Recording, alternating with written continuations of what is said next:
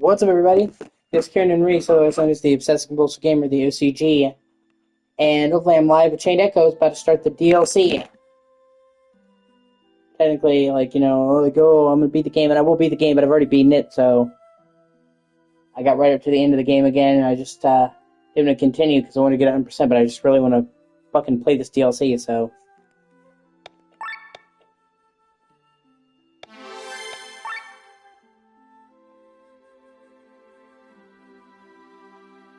She is you with her boyfriend. I don't see no ring on her.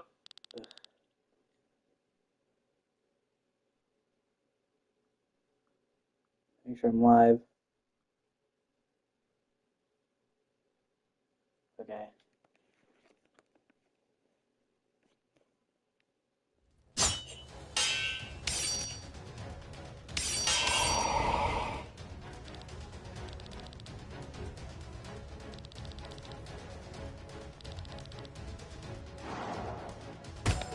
Um...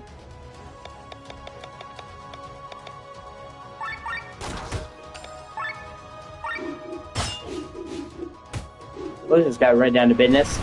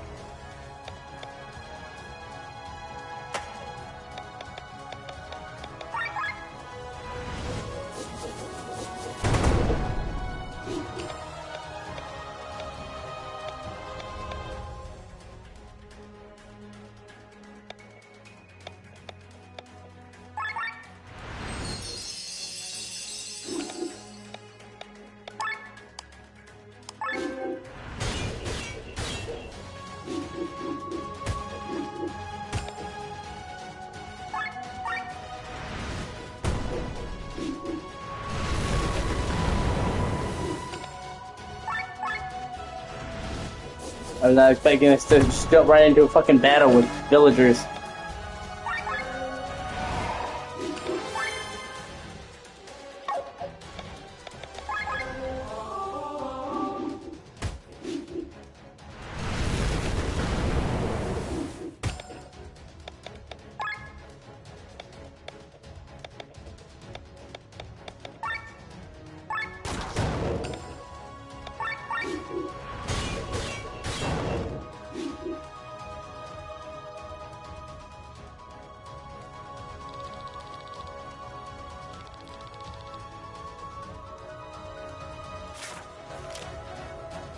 What the fuck? That's so weird.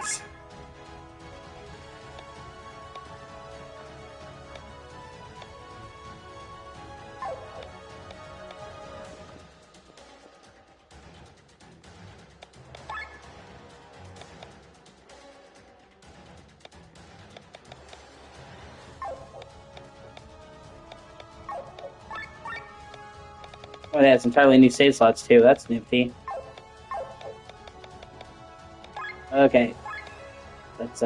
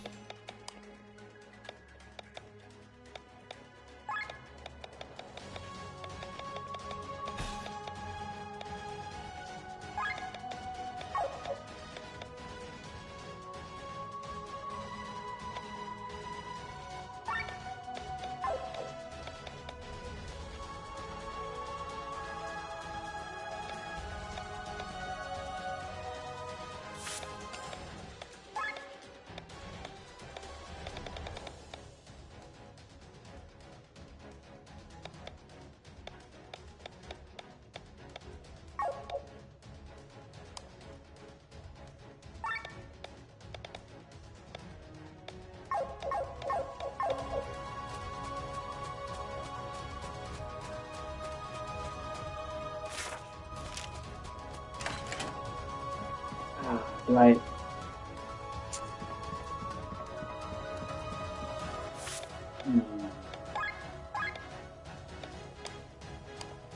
Okay, hold on. Water jump, the thrust.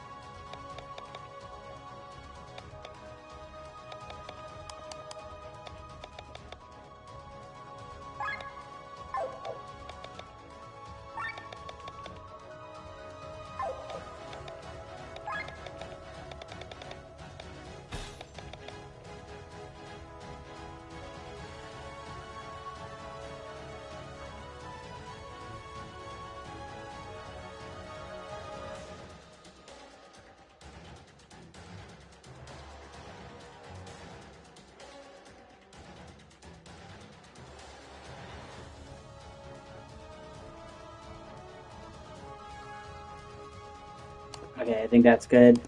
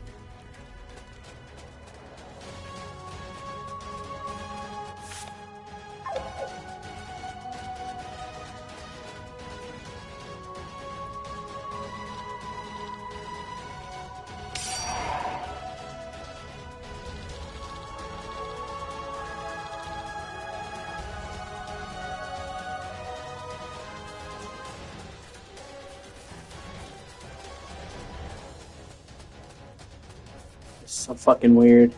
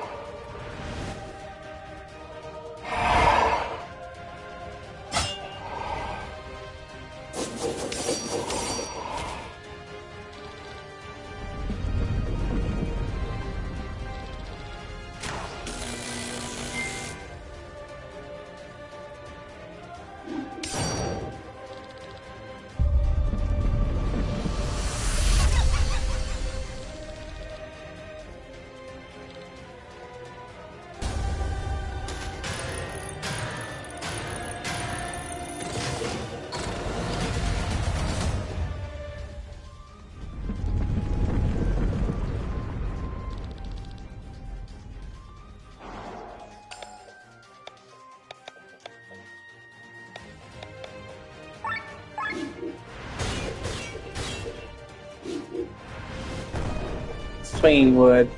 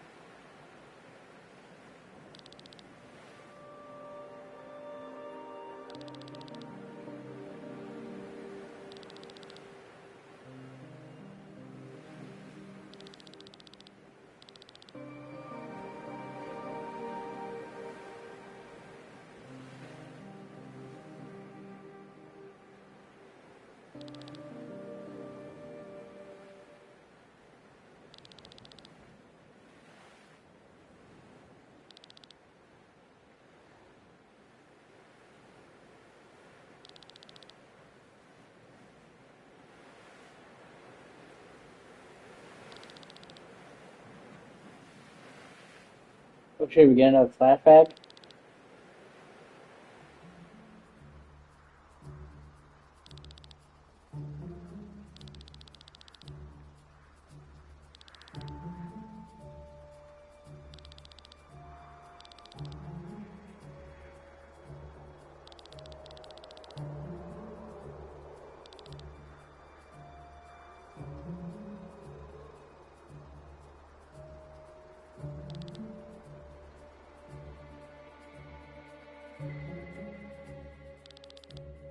Seriously, General Gustin?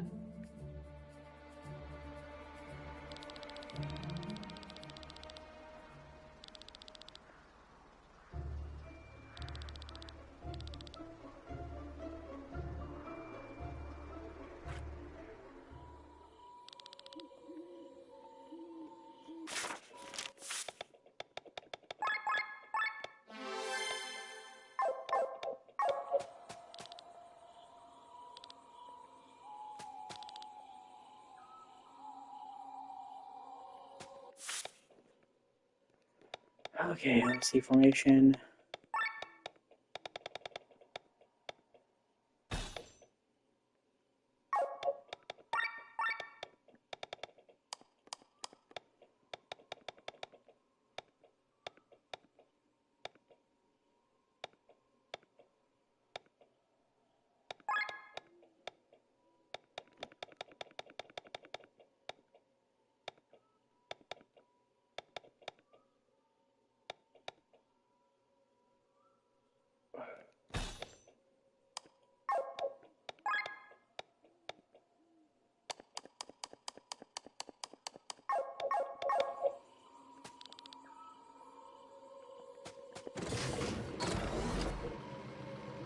Oh yeah, the Seraph armor, I forgot about that. It's really cool.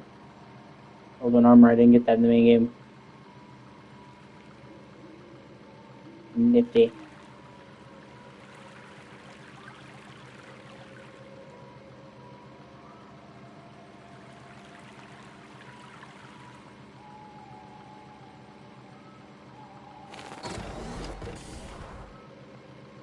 Yeah, I guess it was put there to make sure that you were reacquainted with how these work. Yeah, it makes sense. Okay, except we actually have them going into a cave. That's a fucking first.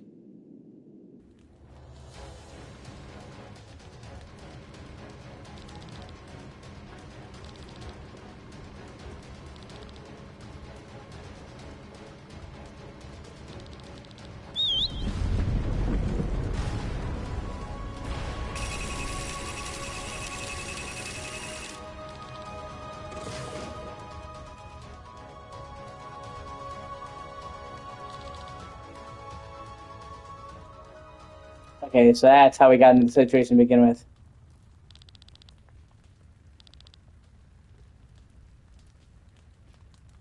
Okay.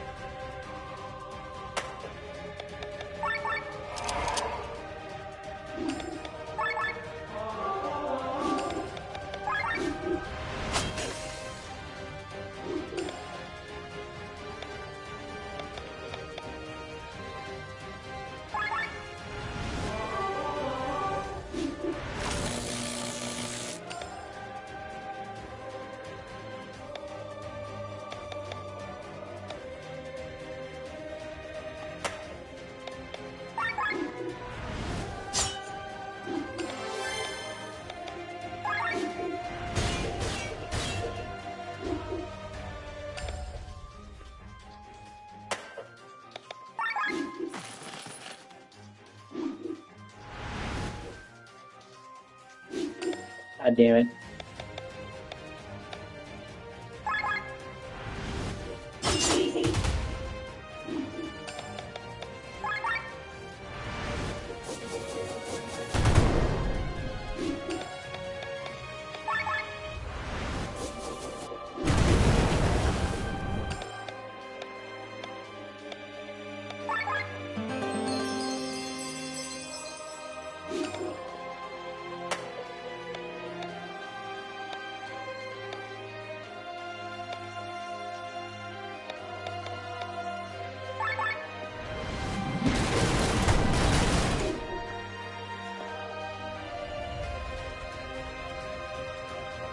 What the fuck? Did he fucking Majin Buu?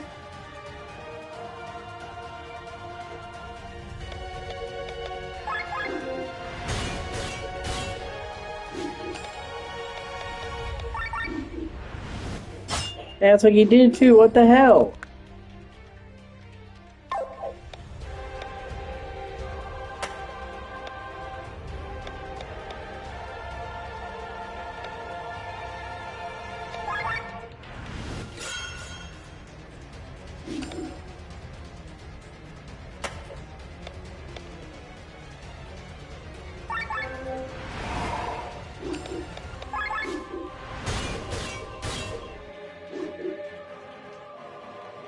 Oh, fuck.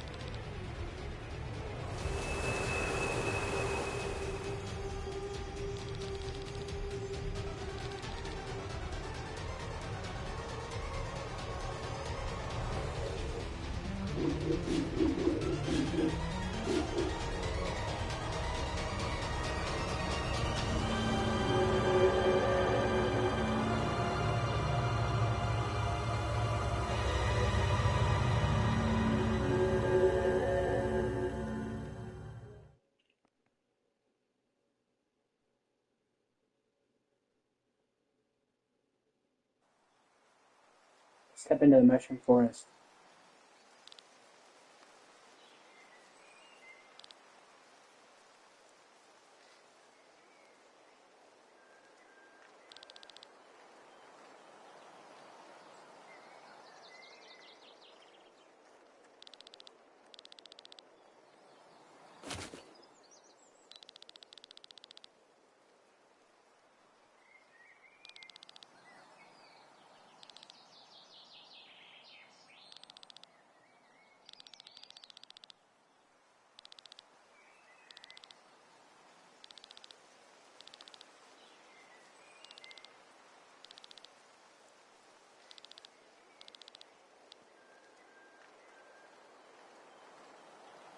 It's just now not only give you SP but also party points using learn party talents that'll help you in your adventure. You can find them in the menu under skills. Oh, that's cool. New rewards also available. Crystals are no longer collected from crystals but now dropped by enemies. You can now put them in your equipment directly. Mushroom Forest.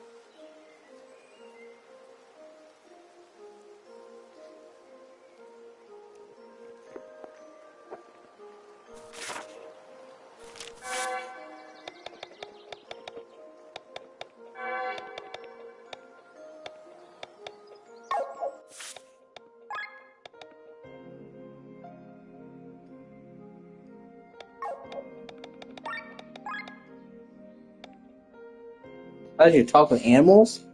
Holy shit. I like the fishing mini game. Wow, that's cool.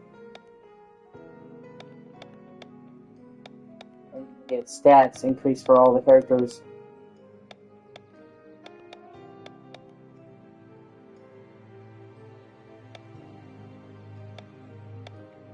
Boss HP shown in battle. Motherfucker! Man, that should have been in the base game. What the fuck?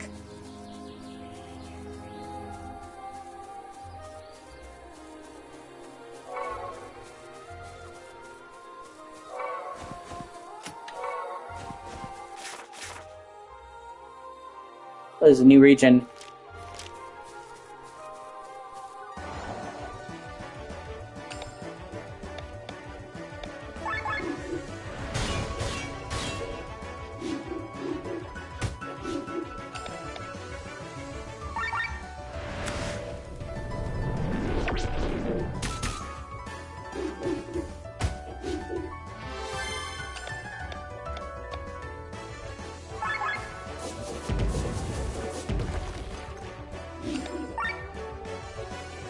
Chicock.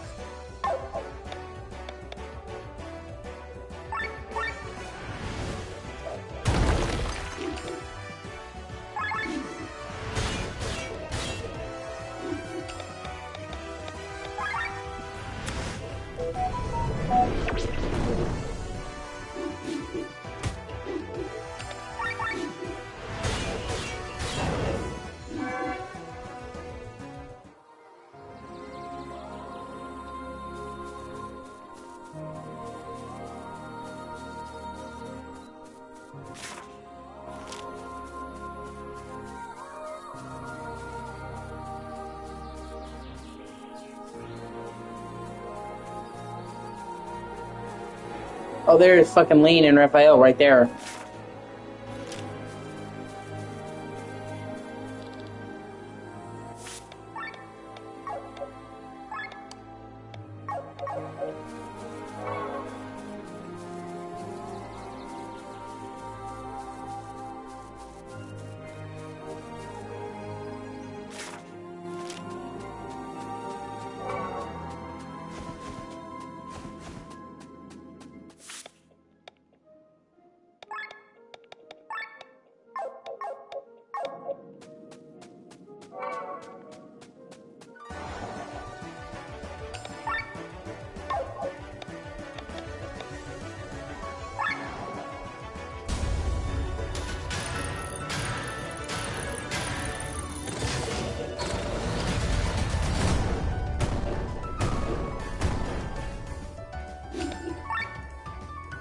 I'm sorry, Mole Esther.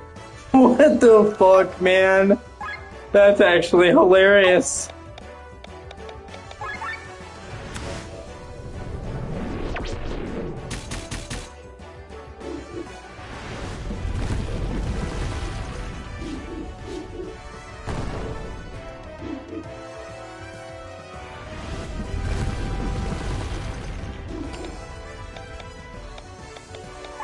Reach water.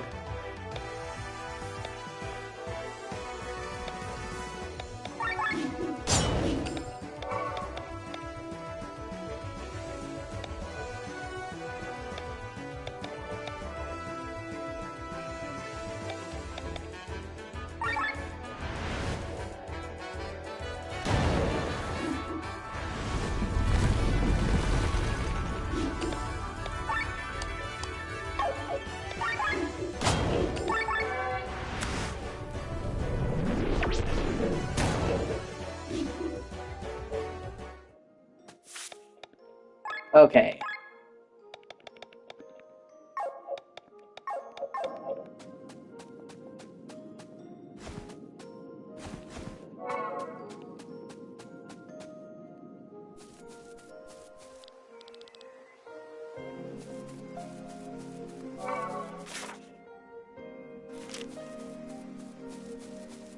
Oh shit, they're down there fighting a monster.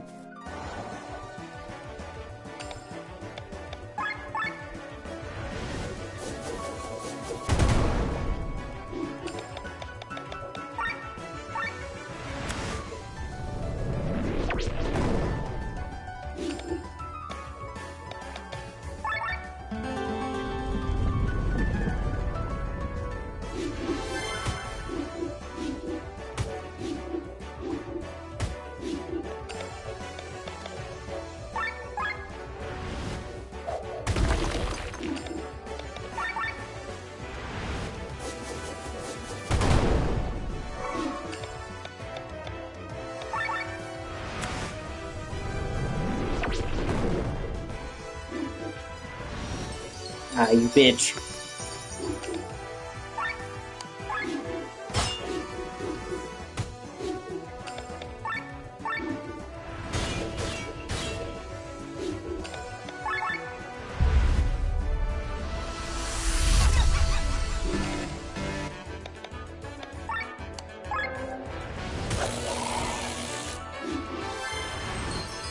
Again with that shit?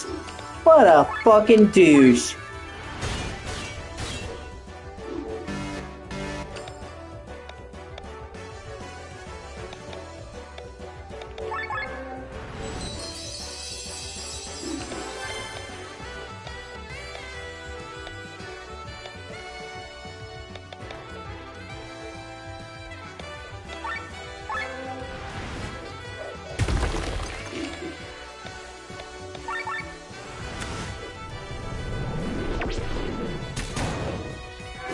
Yeah, heal that cocksucker.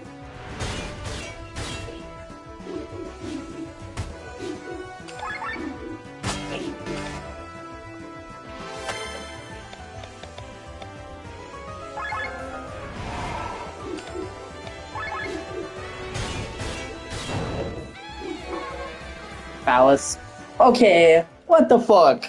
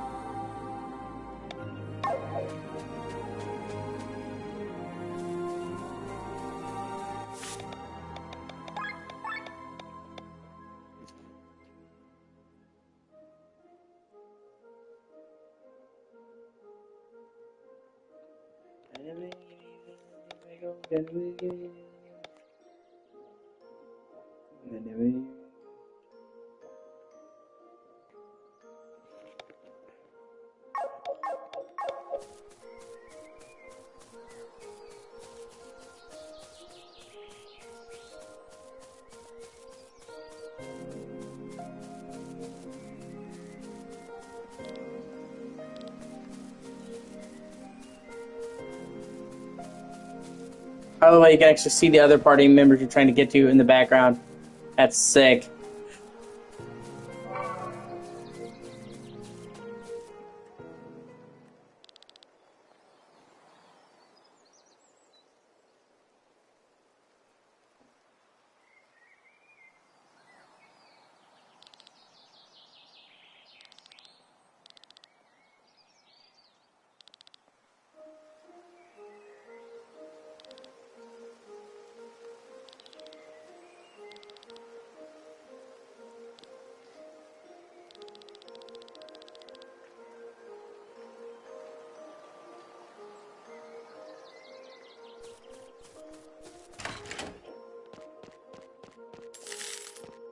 Money!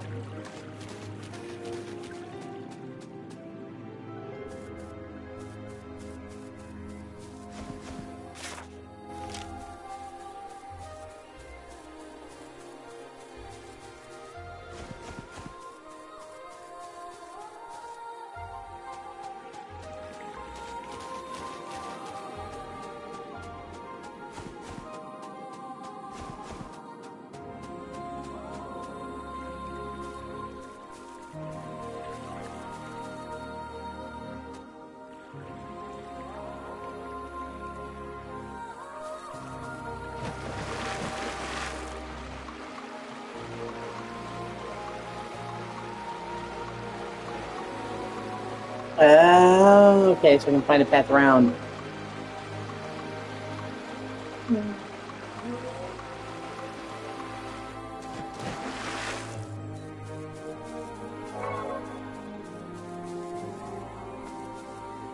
Oh, hey, that's why I saw him earlier. Okay, so it looks like the area I was in was optional.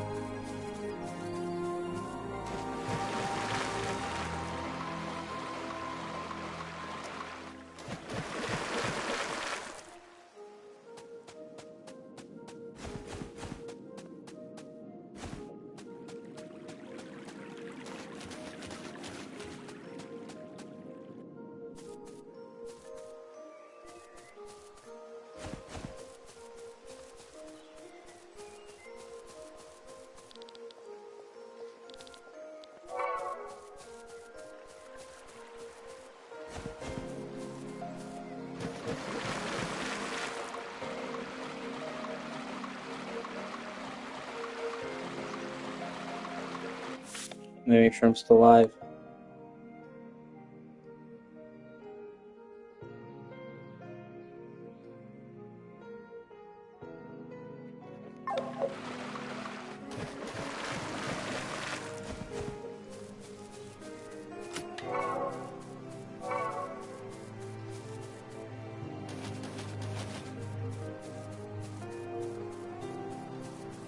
Oh, hey, look back to the path I would have taken anyway. Nice.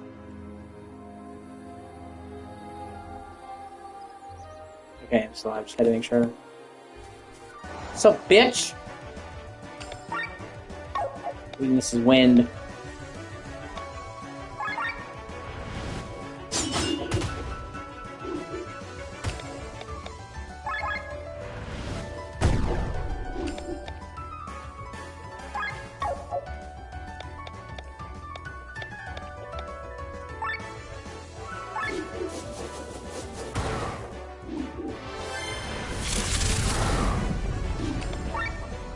It's weak twin, but it's using a wind spell?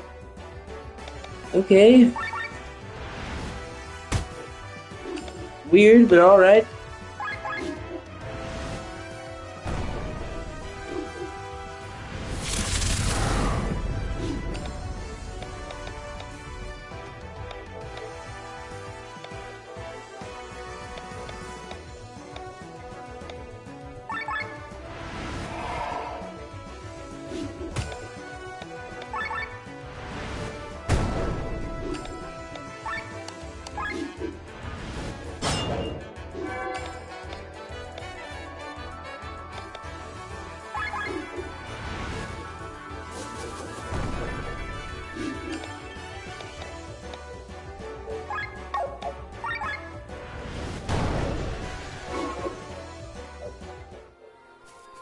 Ah.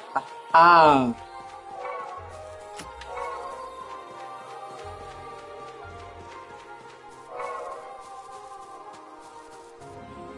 Now I can see them above fighting. That's cool. I love. Oh, I can see them running in the background. That's so cool.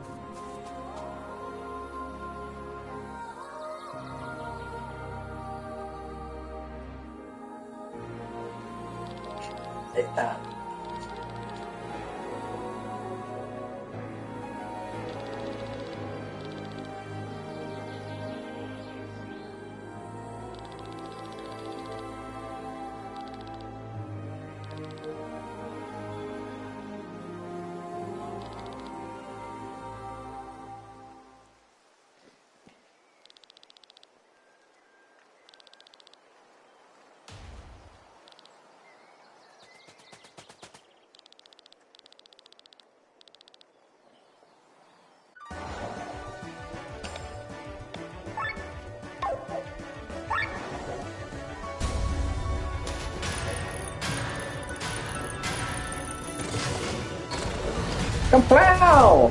My penny got hit by a bazooka.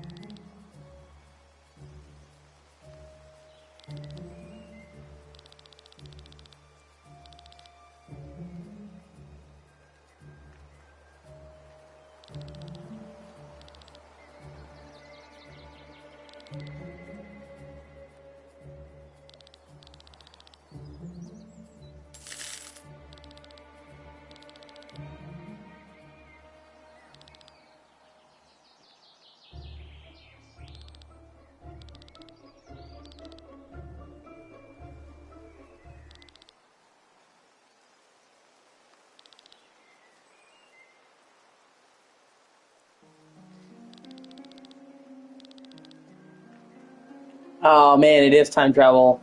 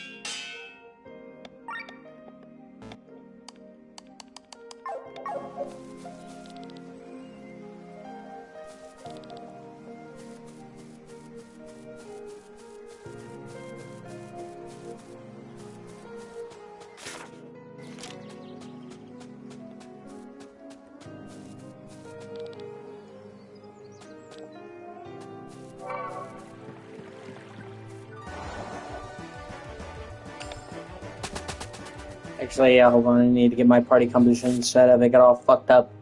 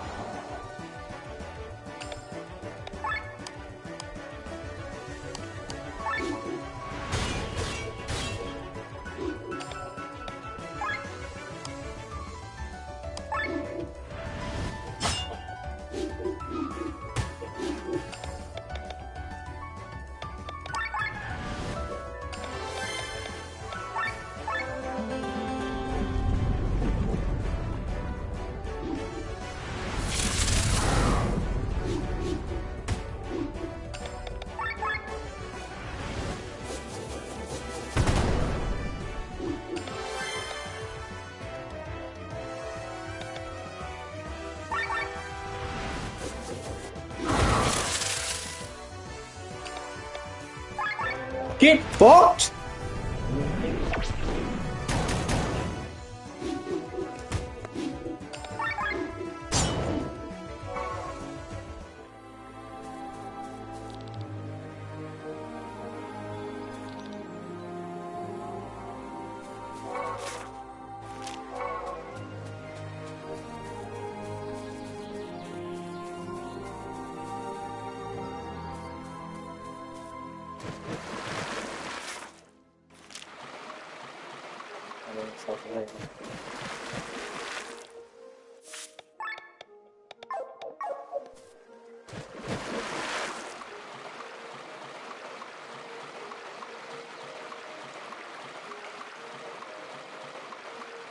Nice. Holy symbol.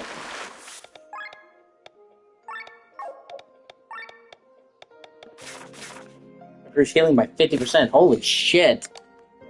Wow.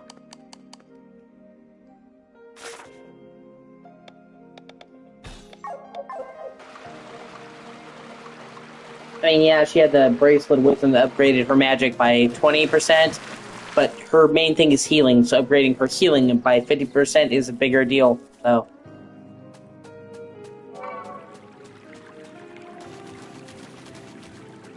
Treasure, that is what you are. Baby, you're my golden star. You know, can make your dreams come true.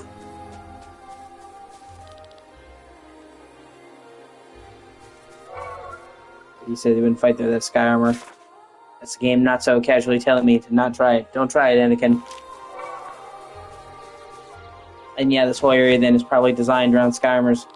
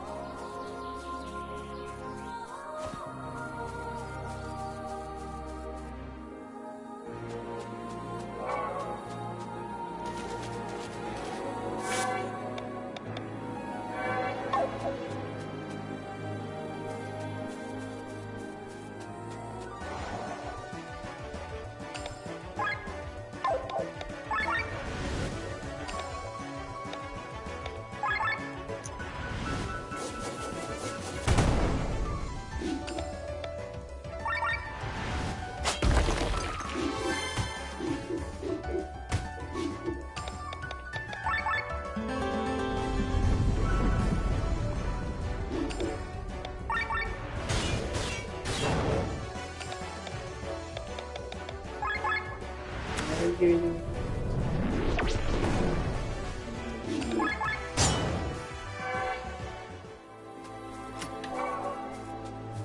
had no idea what breaking that dam did.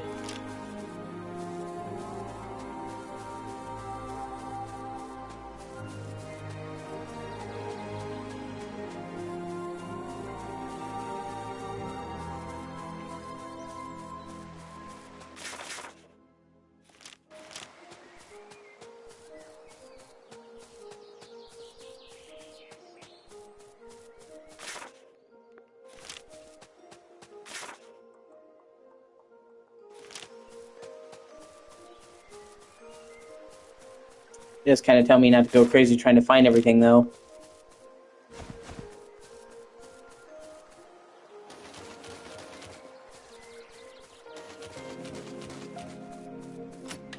Because it's clear I'll need sky armor to get everything.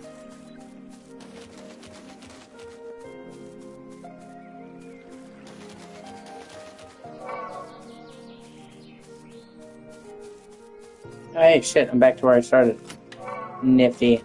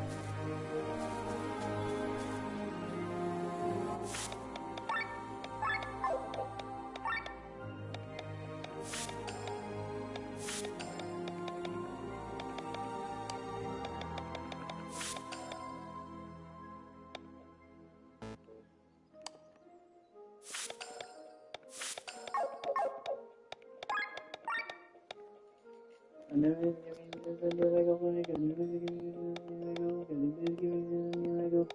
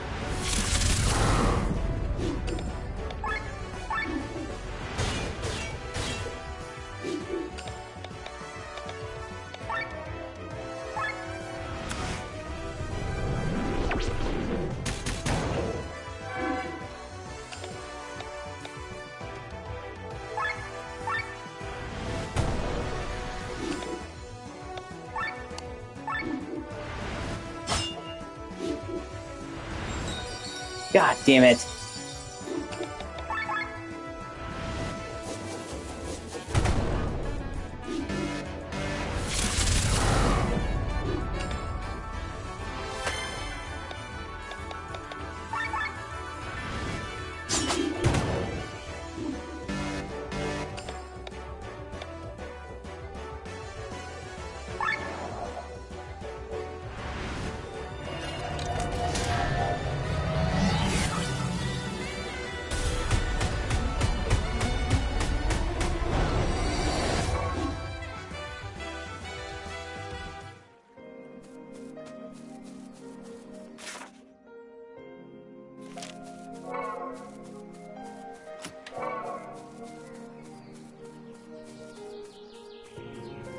What the fuck is that?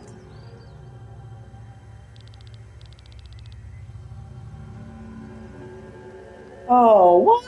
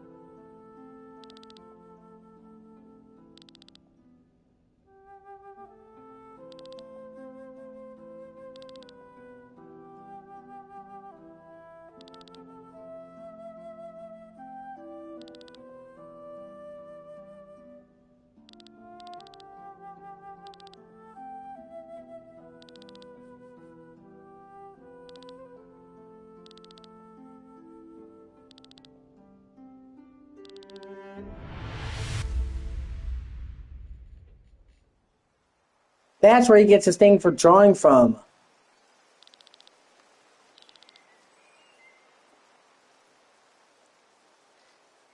There's a conversation you can see in an optional area where you see that his journal, all the scholars of the church are told to keep a journal. His journal has drawings of comics in it. That's why, because he was an artist. That's cool.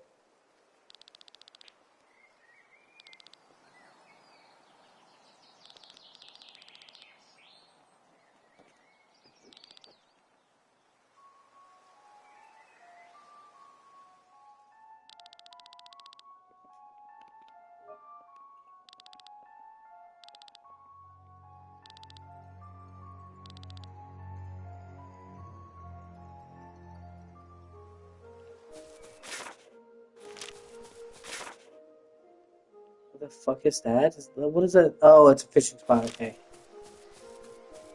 I mean, I've never really been much on fucking fishing in games.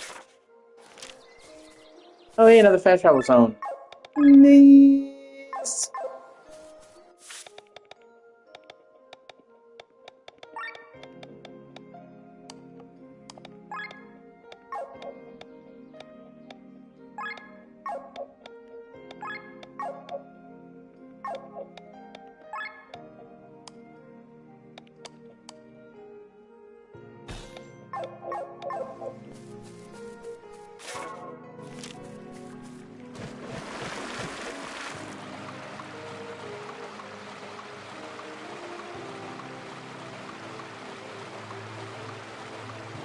Haha! I fucking knew it!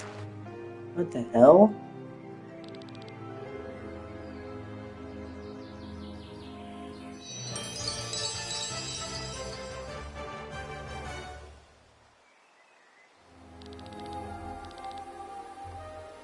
Okay, so they just have, like, permanent buffs that pop up?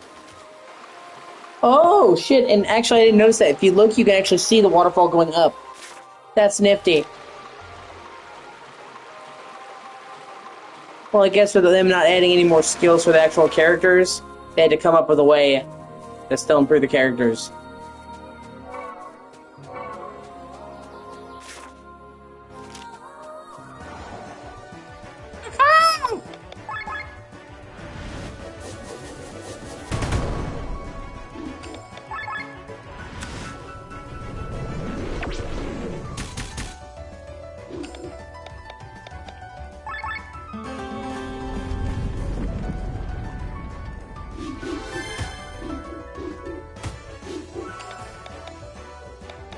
They're weak to earth, yeah, I don't have.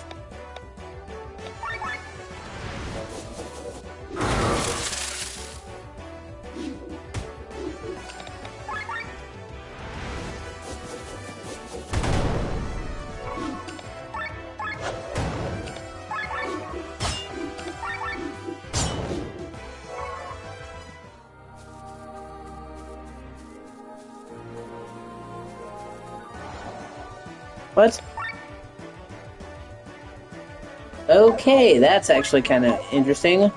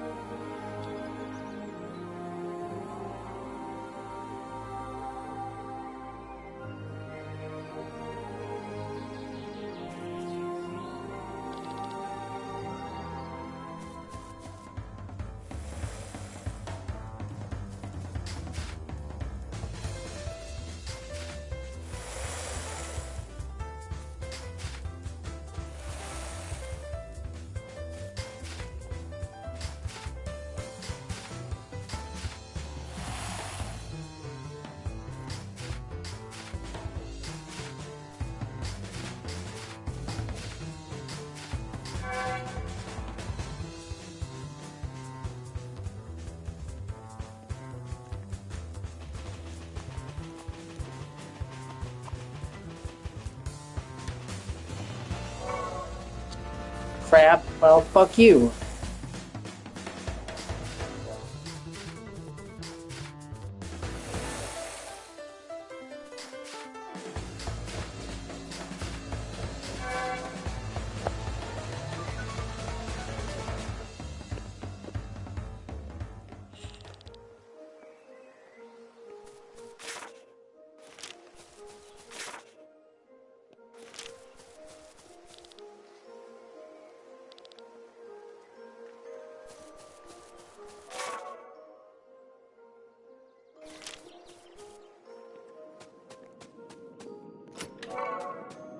Okay. I've already, yeah.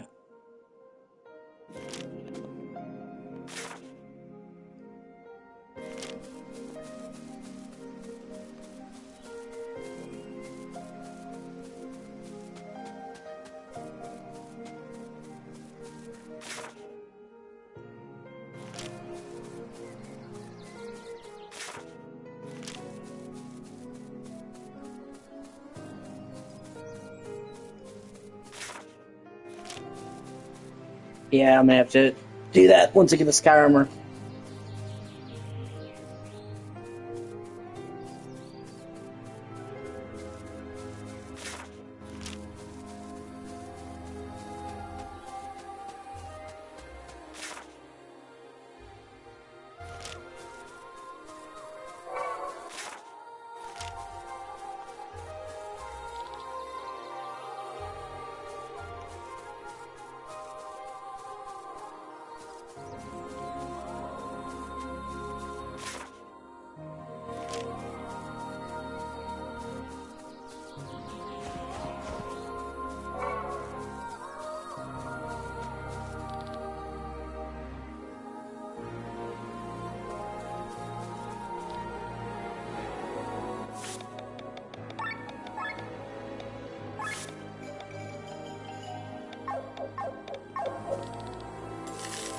Oh shit.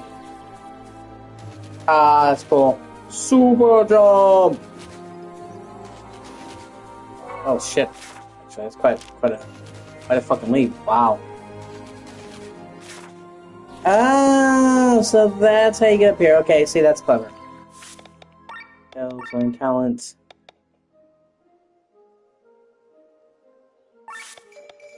As well, I'm like the fucking fishing minigame, just so I can try it out.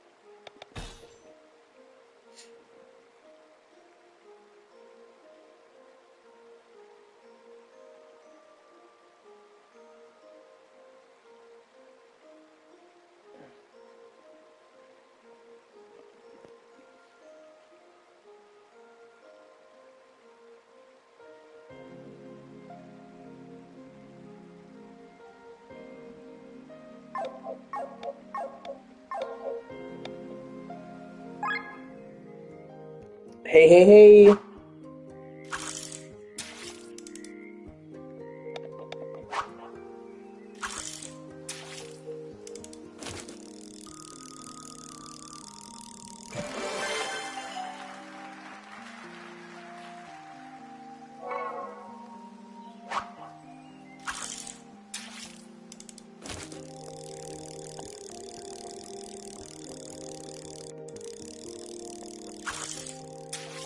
Damn it. Yeah, I'll come back to this. I feel like doing this right now.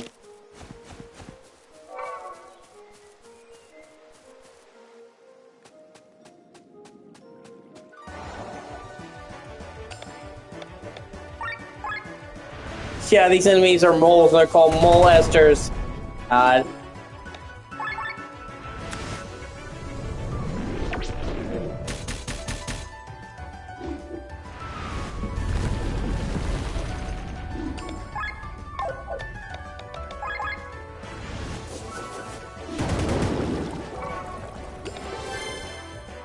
Yeah, I like Rugrats. Why?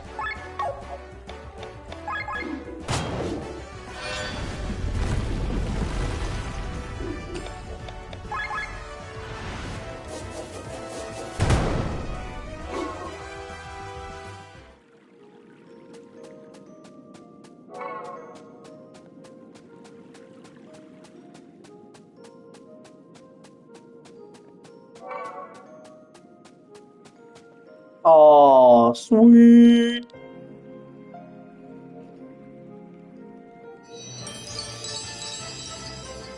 I've never played a single Rugrats game in my life.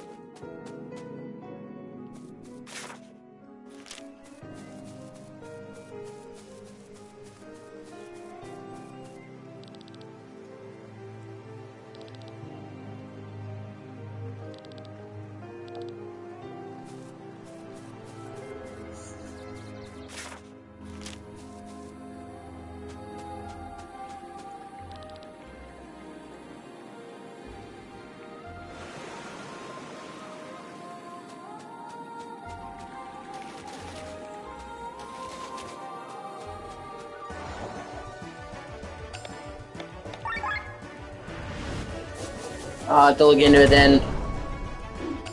Oh, yeah. I'll look into it. Can't hurt.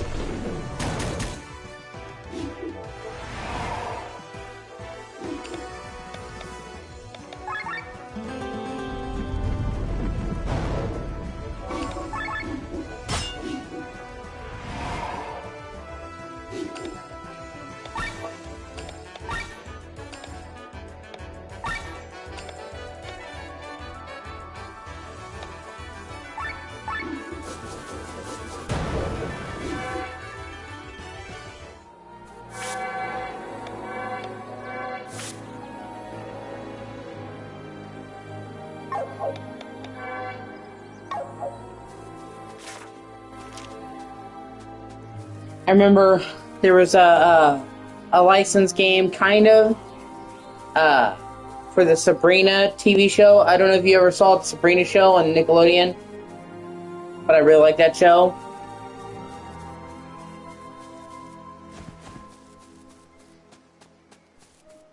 And they did a show based off of that, a game based off of that, called Sabrina: A Twitch in Time, and I actually remember thinking that was a pretty decent PS1 platformer.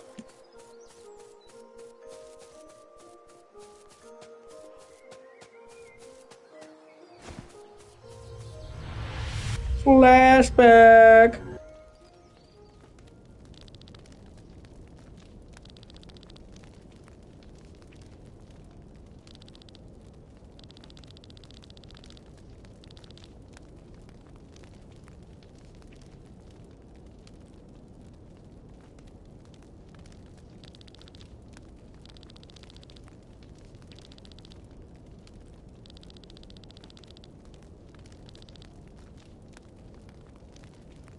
See, I started the DLC for Chain Echoes. I'm learning a lot more stuff. We knew that Glenn was rescued as a boy from a slave city, but we didn't know who did it. Now it turns out he was rescued as a little boy by Killian, which further reinforces their relationship.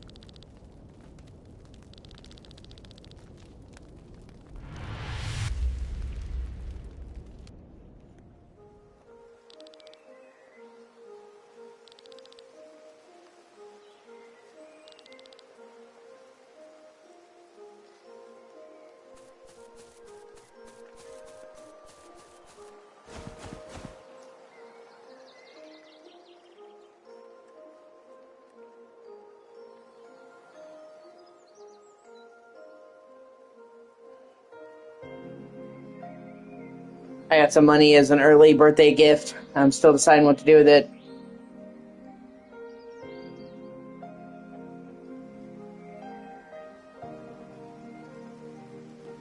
I got like $48. My parents were gonna get me a controller for my birthday, but they just couldn't afford it, so they just gave me the money that was left. Because they were like, well, we could get you a third-party controller, and I'm like, no. I've had such bad experience with third-party controllers. It's just not worth it, in my opinion. Like, the money that you save up front on a third-party controller is not going to be worth it once you've broken 3 of them and you need more. Like, every single fucking third-party controller I've tried. And I'm not talking about, like, the extreme high-end ones, okay? That's a different thing, where they're, like, twice the price of a regular controller because they're fucking premium. I'm talking about, like, the third-party controllers that are cheaper usually fucking suck.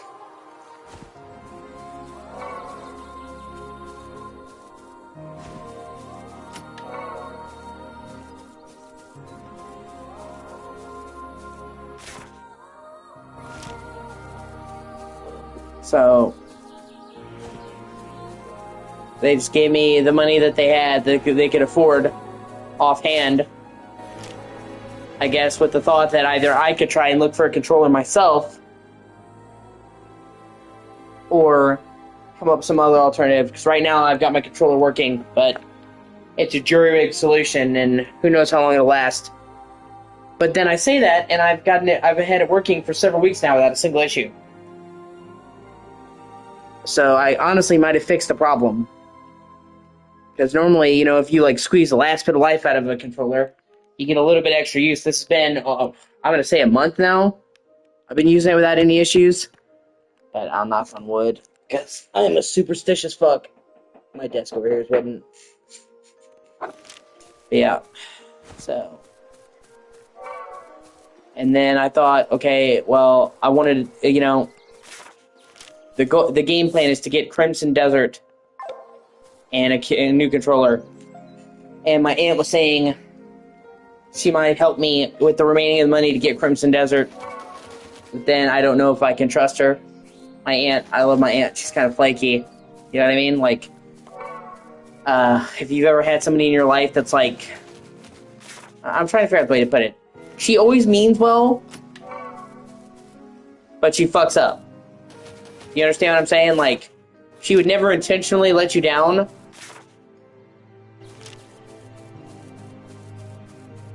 But she flakes out. She's a flake. So sometimes, my aunt has come in clutch and helped me. Like, I remember one time I was trying to get Elden Ring, and I fell short of the money, and I was going to go sell some stuff. This was obviously back in 2022 at launch, before launch. And I asked my aunt, like, hey, could you take me up to the game store to go sell some stuff? And she just gave me the money to get Elden Ring by itself. So, like, sometimes, man, she comes in really clutch. I was like, oh, that's cool. And then other times, I like depend on her, and she'll fucking bail. So, like, on the one hand, she's like, well, I can help you Friday, maybe. I'm like, nah, maybe I should save the money and wait. But then on the other hand, it's like, if I get my hopes up, I think, man, she's going to help me, and then she doesn't. I'm really upset.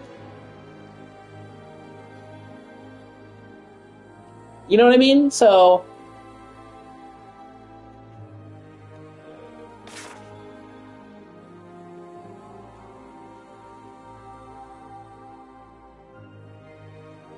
and yeah, like I told you earlier, Dustin, it looks like the minigame that's coming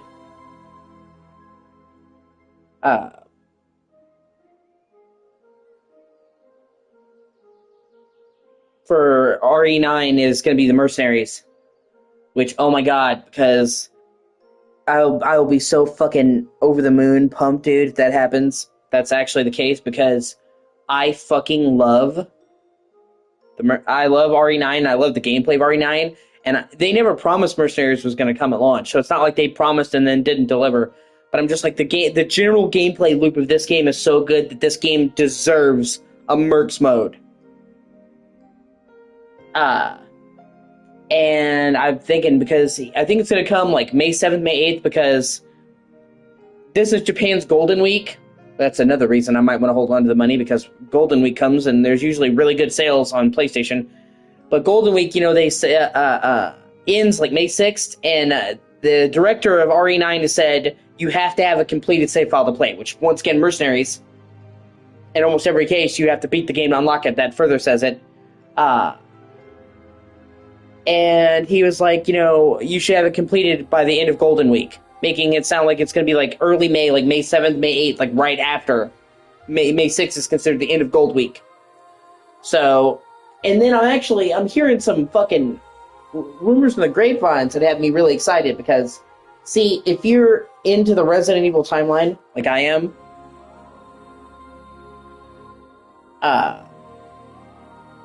Resident Evil 8's epilogue and its Shadow of Rose DLC jumped way the fuck into the future. Rosemary is 6 months old, Ethan's daughter, in Resident Evil 8. And then at the end, they jump to when she's at least 17. We don't know exactly the age. So, like, it jumps, and they confirm that RE8 takes place in 2021. So we're talking, like, 2036, 2037. In the RE9 DLC, when you play as her, minimum. Like I said, we don't know the exact age. She could be fucking 20. She's just young. And, it kind of, you know, they were making it sound like his daughter was going to be a major part of the story going forward. Because they even say at the end of RE8, like, the tale of the father is done, now it's the tale of the daughter. And you play Shadow of Rose where she's working with Chris. But then RE9 takes place in 2026, the year it's set, although it takes place in October, I believe. So Rosemary would technically be born when she'd be 5. And people were seeing early data mining stuff about Rosemary in the RE9 files, and I think, well, she's probably going to be in Mercenaries, if they're doing the Mercenaries. She has special powers and shit, which is perfect for the Mercenaries. But I've been hearing rumors on the grapevine that the big story DLC, one of the big story DLCs for RE9, is going to jump forward in time with Leon to when Rosemary is grown, and going to have like old Leon, like gray Leon, like 70s Leon, and it's going to have him going back to Raccoon City again for, like, he's preparing to retire. And probably that's going to be where Rosemary comes into the main story, because at this point, it would be where she's an adult. And that way, it would still kind of connect into the story. Especially because...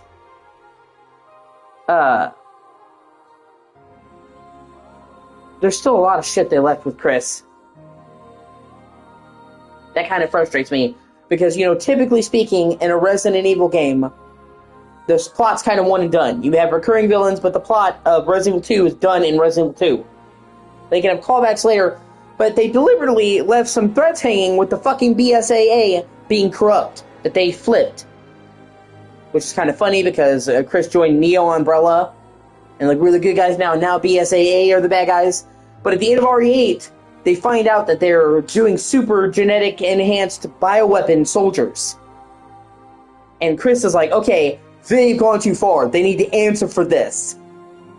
He was going to personally go after the BSAA. And then, in RE9, you see the BSAA. You once again see that they're kind of corrupt and fucked up, that they're looking for the bioweapon. And then, at the end of the game, when Leon gets saved, he's like, it's the Alpha team, the Wolf team from fucking RE8. And they're like, well, Chris himself would have came, but he's busy on an important mission. And you know that if it was something so fucking important that he wouldn't show up to save Leon personally, that it had to be some real shit. Probably with the fucking BSAE. So they've teased that shit, and I would really like them to resolve that. And not leave that fucking hanging up in the air. And so I could see them finishing that, But either way, I would expect there should be at least 2 story DLCs. Or maybe they'll just do one giant one like they did with Shadow of Rose and combine it. I'm expecting probably that will, I could actually see it if they have Leon going. It would be kind of an interesting way to go about it if they have Leon going back to Raccoon City as an older man, and then they flash back to Alyssa, her mom, and did her gameplay. I could see that, because she got her from Spencer, and she was being chased all over the country by fucking Victor Gideon's people for years. She went from town to town to town, so they could have a prequel showing her having a run-in with the zombies, or those dark agents, the weird dudes those at the beginning. They're fucking weird. Because Alyssa was in fucking Raccoon City, and she was a character in Outbreak, and she survived. She has zombie experience. The only reason that they were able to stab her is because she was comforting fucking Grace, and the guy snuck up on her. But you saw, when she first saw the fucking dude, she immediately dropped him. So it's not that she's not skilled in combat, it's just she's human. Everybody makes mistakes. And that one was unfortunately her downfall, but that's what happens when you have a 16-year-old, at the time, Grace was 16, who had no experience. People start dying, oh, shit. So, but there's a lot of fucking plot threads that need to be wrapped up that they don't answer, that kind of pisses me off. They say that there's nothing special about Grace.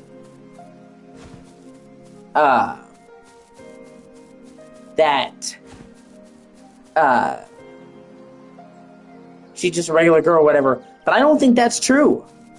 Because, all throughout the game you see the little girls are all clones of Grace that got fucked up. Marie is a clone of Grace.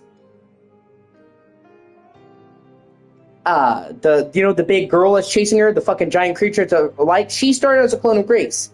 Emily, the little girl, is also a clone of Grace. Okay? But we see a flashback, there's a chunk where we play as one of the clones of Grace, right? In the orphanage. The problem is, that flashback takes place in 1990. Now, Grace, in 2026, is in her early 20s. They don't give an exact age for Grace, but I kiss her ass if she's 25. She's probably younger than 25. especially with how green around the gills they try to make her. So, if all of these girls are clones of Grace, then Grace would need to be the eldest one. And if this little girl was like 6, 7 years old in a flashback in 1990, that means she would have been born in the 80s. That means, technically speaking, that would make Grace, if she was the original, like the same age as fucking Sherry Birkin. You know, in her late 30s or 40s in 2026. Obviously, Grace is not that old, which means that she is not the first. And they never explained what the fuck was going on there. So, unless she was somehow put in suspended animation and then taken out as a toddler, there is something special about her because she was not the first clone, but she was the only one that didn't have the symptoms and wasn't fucked up. She didn't go blind or turn into a weird fucking creature.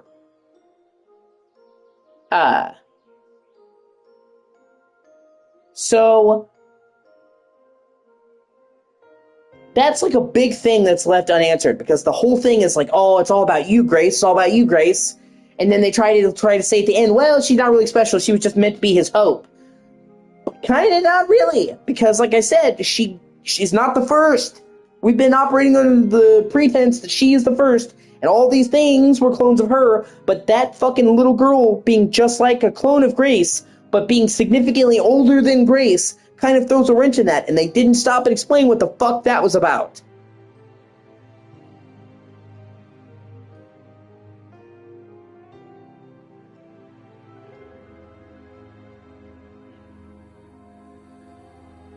And I would actually say, if we're looking at the fucking, we're looking at the timeline, I would actually say that flashback scene with Grace, I would say Grace was probably born in like, 2004, because we know for a fact that Spencer Ashcroft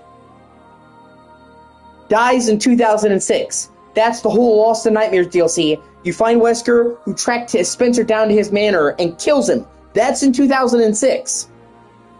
So we know that the scene with him talking to Grace, or not Grace, I'm sorry, to Alyssa Ashcroft, and him giving her the baby, was before he relocated to Europe. Quite some time before he relocated to Europe. So, it has to take for 2006, which means, with her being a toddler in that flashback, that Grace, well, not even a toddler, she's a newborn infant. So we're talking about, at the most, Grace would have been born, even if we're being super charitable, and we're saying, okay, she was born right fucking then, right before Spencer left for Europe. Then she was born in 2006, which will make her 20. But I'm going to say she's probably born somewhere between 2004 and 2006. Because she's really young in that, and that's before he packed up and moved to Europe, and he had been there hiding for a while when Wesker found him and killed him, settled their fucking beef.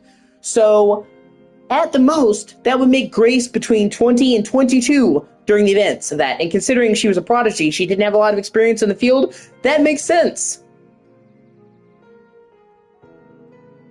So, if she was born in 2004 or even 2006, then that means that the first fucking clone, and not even the first, but the earliest clone that we know of, because they showed other clones, all the other girls in the orphanage with the shaved head and the weird scars, those were other clones that came before her. And then she sees a slide in that showing that they made her.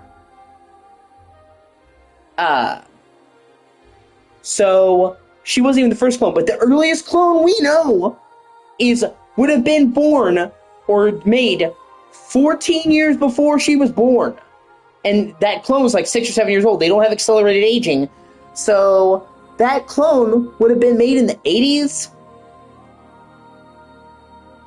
And Grace was born in like 2004, 2005, 2006.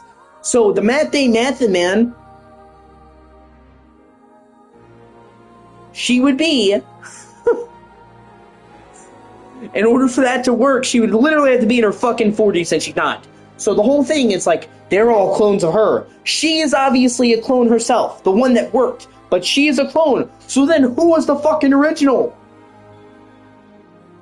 Do you see what I mean? There's actually a pretty big story thread left hanging there.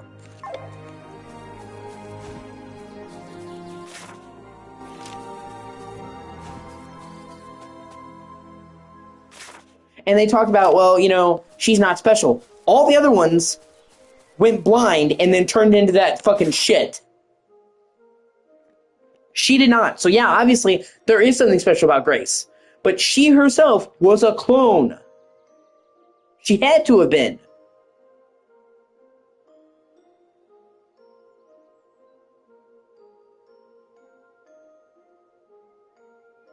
So that literally upends like Grace's entire story arc as we see it in the story. And with them having story DLC, major story DLCs planned, I don't think they're going to leave that unquestioned. So I kind of want to see what the fuck is going on there.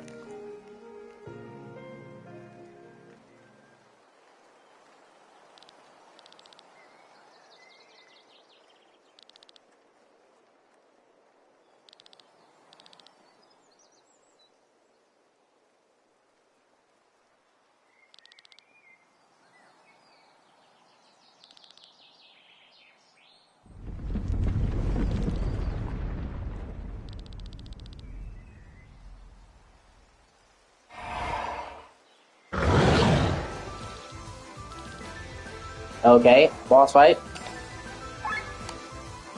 Snallygaster. Okay, that's a weird name, but alright.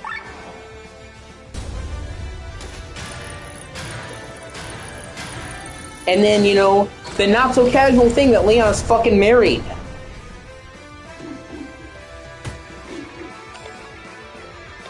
So then it's like, if it's Ada, which it could very well be fucking Ada, by the way.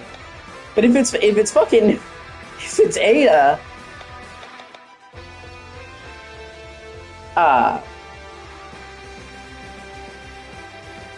she obviously had to quit being a spy, because Leon is not going to get with her while she was doing morally dubious shit.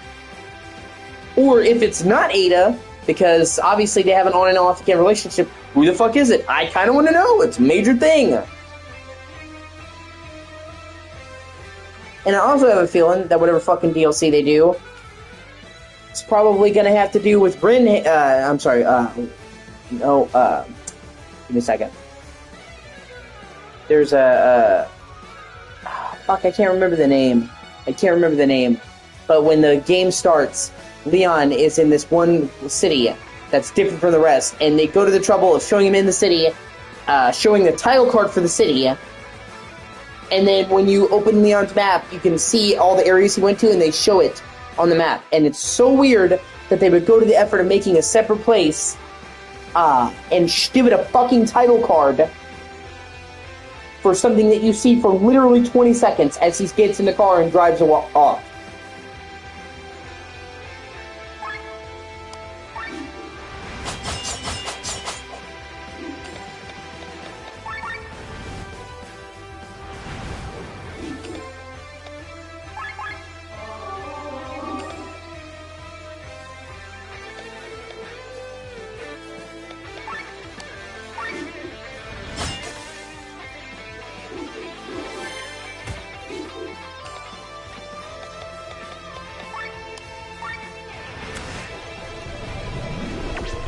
And that's also, like, Alex kind of chat my ass earlier, because they're doing a new Resident Evil movie, and I don't care about it, because Zach Kreger's doing it. He's the guy who did, like, Barbarian, a couple other movies. He said it is not connected to the games at all. It's not an adaptation of the games, not in the games universe. It is literally just about a guy being attacked by zombies and more. It's just a generic zombie movie that happens to have the name Resident Evil, and it's like, well, I wouldn't write it off, it could be good. I'm like, dude, it could be good. But if it literally has no connection to any of the other games in the series, if it's not an adaptation of one of the games in the series, why the fuck would I care? It is literally just a fucking zombie flick using the name Resident Evil. And I resent that.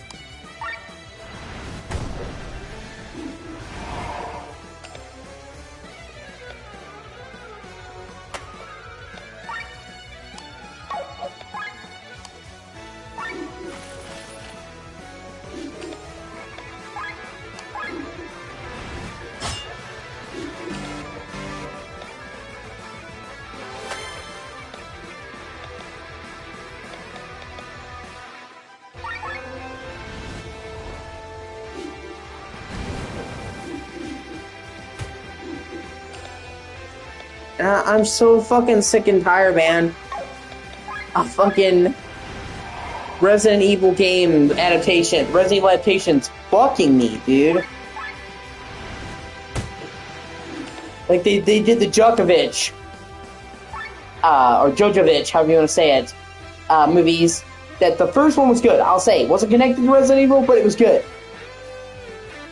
And then the rest were just shit. Then they tried to do the Welcome to Raccoon City, and at least they were trying to do the games, but the casting was all wrong. They tried to jumble Resident Evil 1 and 2 into the same film, even though the movie was only like an hour and a half, didn't have nearly enough time, and it was just shit.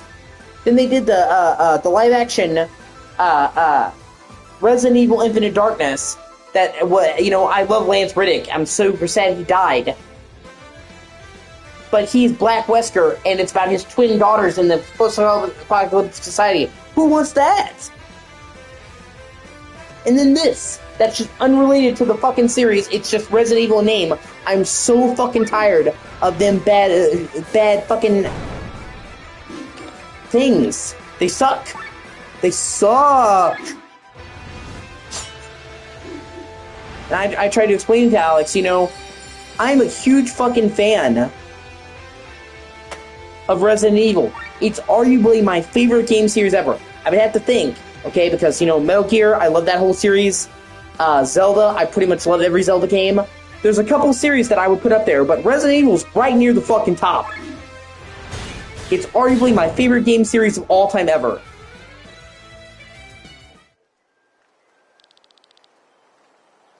So it means a lot to me, and I'm really tired of them doing adaptations and just dicking it up. Now I don't even know if you're there. What about Silent Hill? I was just about to say I don't even know if you're there. And I like Silent Hill, but I have to, pound for pound, I have to give it to Resident Evil, man.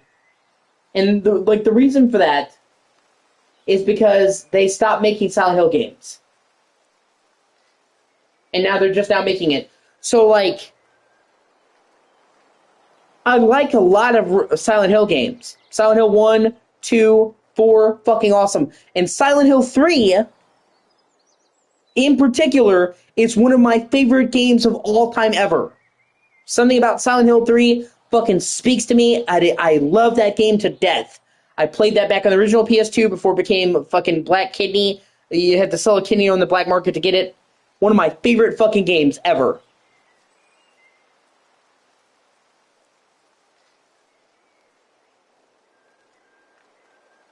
But then you got a lot of so-so games, or games that really were good, but didn't really feel like Silent Hill games, like Silent Hill Shattered Memories. They could have called it something else. I really like Shattered Memories, but it was kind of a bad Silent Hill game. You're gonna tell me that you like Silent Hill Homecoming, dude. Well, we're gonna have to agree to disagree, dog, because Silent Hill Homecoming is fucking terrible to me. It's an abortion. Totally focused on action combat, like a fucking hack and slash brawler. Terrible fucking story, terrible lore, terrible atmosphere. Homecoming fucking sucked. And it's the only Silent Hill game I think is just bad. But they stopped making them. And now they just now started up again. But they've got a way to go. Silent Hill, not Silent Hill, fuck me.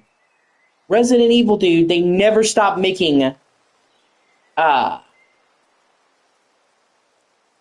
never stopped making Resident Evil games. There's only been a 2 or 3, maybe 3 or 4 year period where we haven't got a Resident Evil game. I think the longest gap between mainline series is 6 to 7. That was 5 years. And we still got Revelations 1 and 2 in that time period that I would say are both good games. So even when we weren't getting a main numbered Resident Evil, we got plenty of Resident Evil games. There's never been a fucking 12, 13 year gap in Resident Evil releases. Thank God. So Silent Hill had, I would say, 4 fucking amazing games. Then you had a bunch of iffy ones, where I like them, a lot of people don't, but you could say that they're poor Silent Hills. And now we're back with our 2 remake and F. But I'm saying Resident Evil, pound for pound, never fucking quit.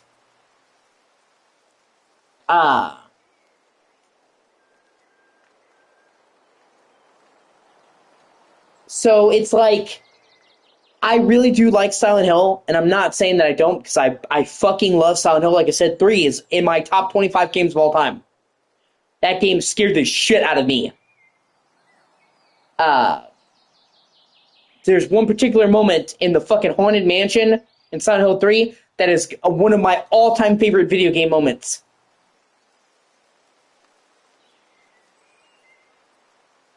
But there is literally, because Capcom never stopped, and they made them at a more frequent clip anyway, there's more good Resident Evil games than there are Silent Hill games, period. Yeah, I would. Yeah. They're fucked, dude.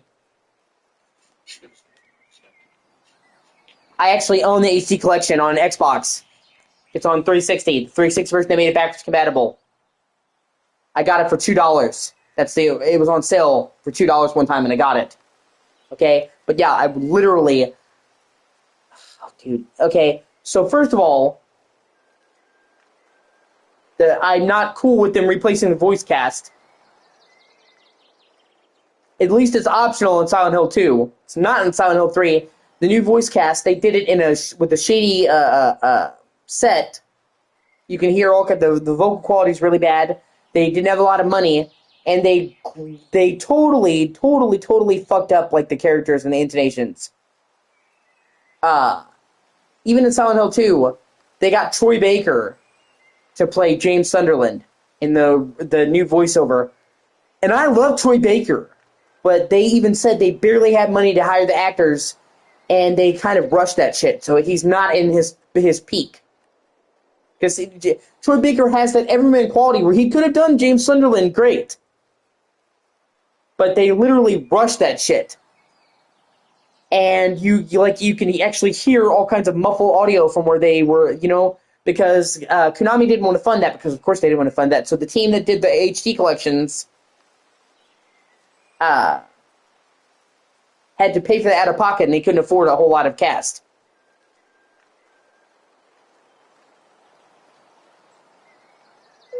Yeah, pretty much. And then that's just the voice cast. They literally do.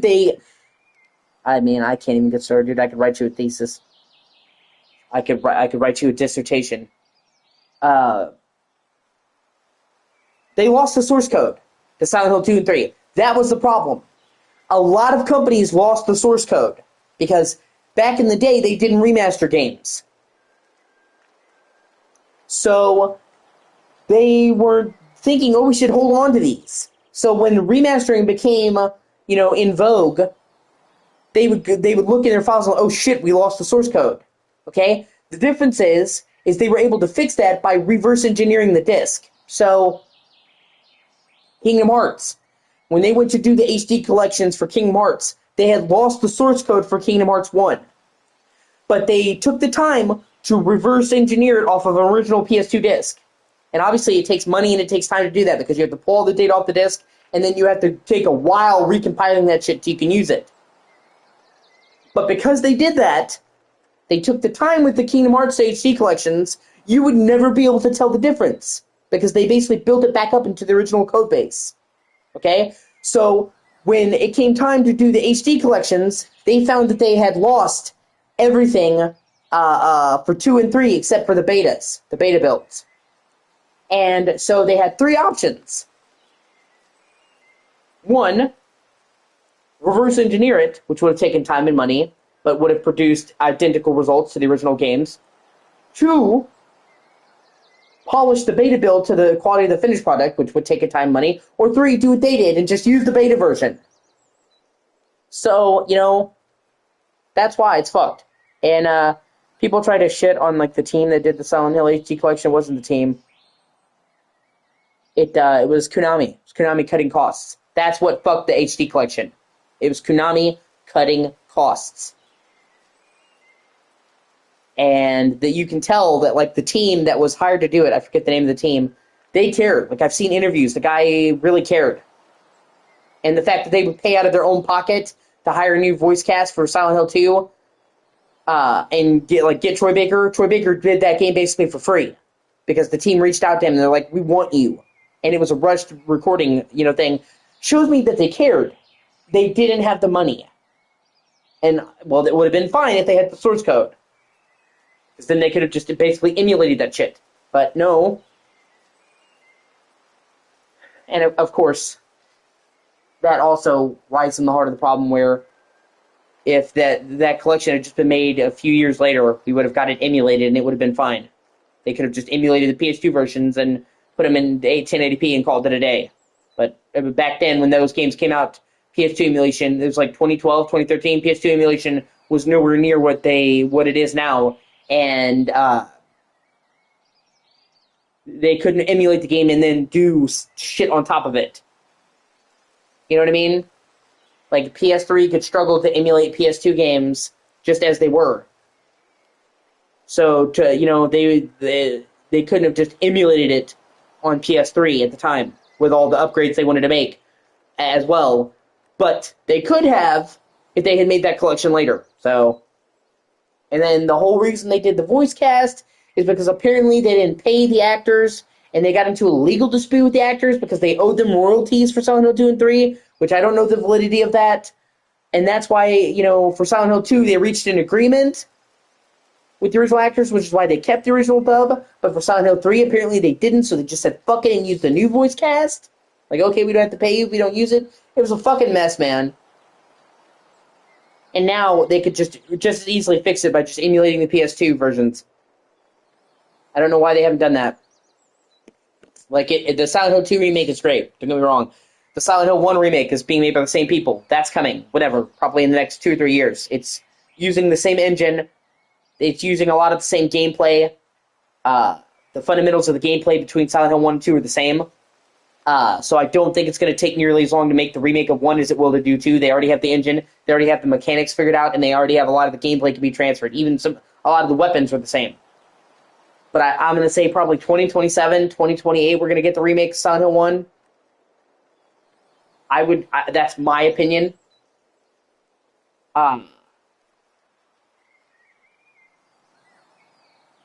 But they could just give us Silent Hill 2 and 3 emulations, man. And I don't know why they haven't done that. Like, they've clearly proven that they're trying to get their shit together and they're trying to bring Capcom back. And not Capcom back. Fuck. Konami back. That they care. Why haven't they done a Silent Hill Master Collection? Dude, literally, just give us fucking Silent Hill 1, 2, 3, and 4.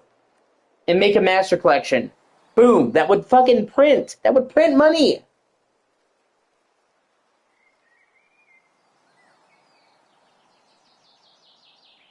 And, especially because the Silent Hill games have become fucking prohibitively expensive to own legitimately. So if you made a Silent Hill Master Collection or Fall Collection, whatever the fuck you want to call it, just a Silent Hill Collection, you could have a legitimate way to buy them for cheap that wouldn't be fucking you over the ass with scalpers where it's like $100 a piece. Win-win. Everybody wins. Scalpers get fucked. We get to get the game legitimately, and they get to make money off of Silent Hill, the old Silent Hill games, because obviously, even though the Silent Hill games are crazy expensive, Konami themselves is not seeing a penny of those copies. I don't know why they haven't done that. Like, it's weird, too. Because, literally, they did the Master Collection for MGS. They're doing the second Master Collection for MGS. They've done all these Castlevania collections, which I'm glad most of the Castlevania series is now playable. I actually hope they do a third collection, which I'll talk about in a second. So they're collecting all their other major games. Where the fuck is the Silent Hill collection? Either way. Because they've now done all the main Silent Hill games. Not Silent Hill, fuck a duck. They've done all of the main Castlevania games that are 2D, except for Castlevania: The Adventure Rebirth, which is really good. It was a WiiWare exclusive. That's never been re-released anywhere.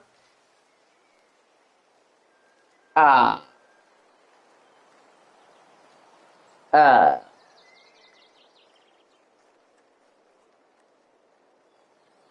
and uh, the Lords of Shadow games haven't been re-released.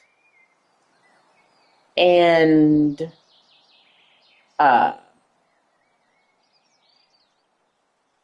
the Castlevania 64 games, oh, they're terrible, but they still need to be released. And then we have Lament of Innocence and Curse of Darkness for PS2. Those were actually pretty good games.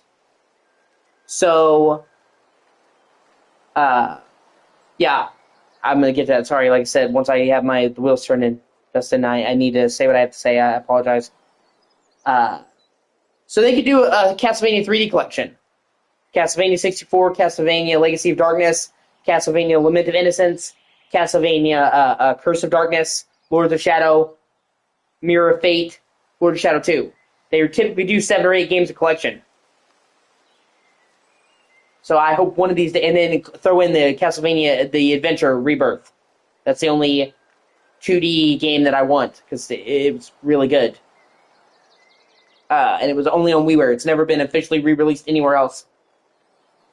So, like, have a 3D collection and have that one 2D, the one remaining 2D game be a pack-in, because it's not, you can't sell it on its own. As for how I feel about Silent Hill 2 Remake, fucking great. Fucking great, dude. I have almost no complaints with it.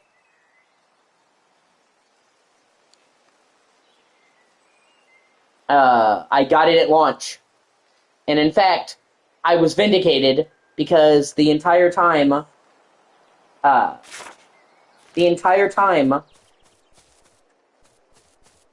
they first announced it, people assumed that, it's going to suck because Konami hadn't proved themselves yet. And then people saw it was Bloober, and people automatically assumed it was going to suck ass. And I was one of the only ones who defended it, and I said, you can look back and literally see, I can drag up posts on Facebook from years ago when they first announced it. I said, I have a good feeling about this remake. I think this remake is actually going to be great.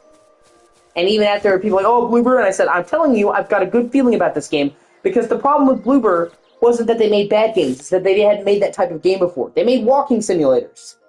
But I thought they made really good walking simulators. Like, if you've ever played the Blair Witch game, it's really good.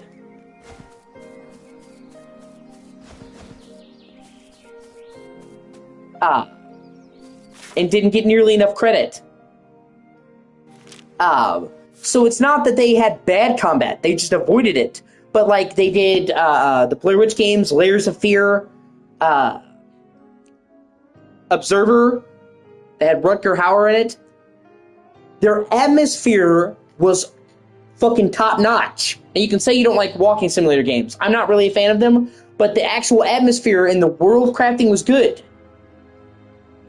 And it's not like they had made a game that had bad combat. They just hadn't made one with combat. So I said, okay, Bloober actually does great atmosphere. And a large part of Silent Hill is the atmosphere.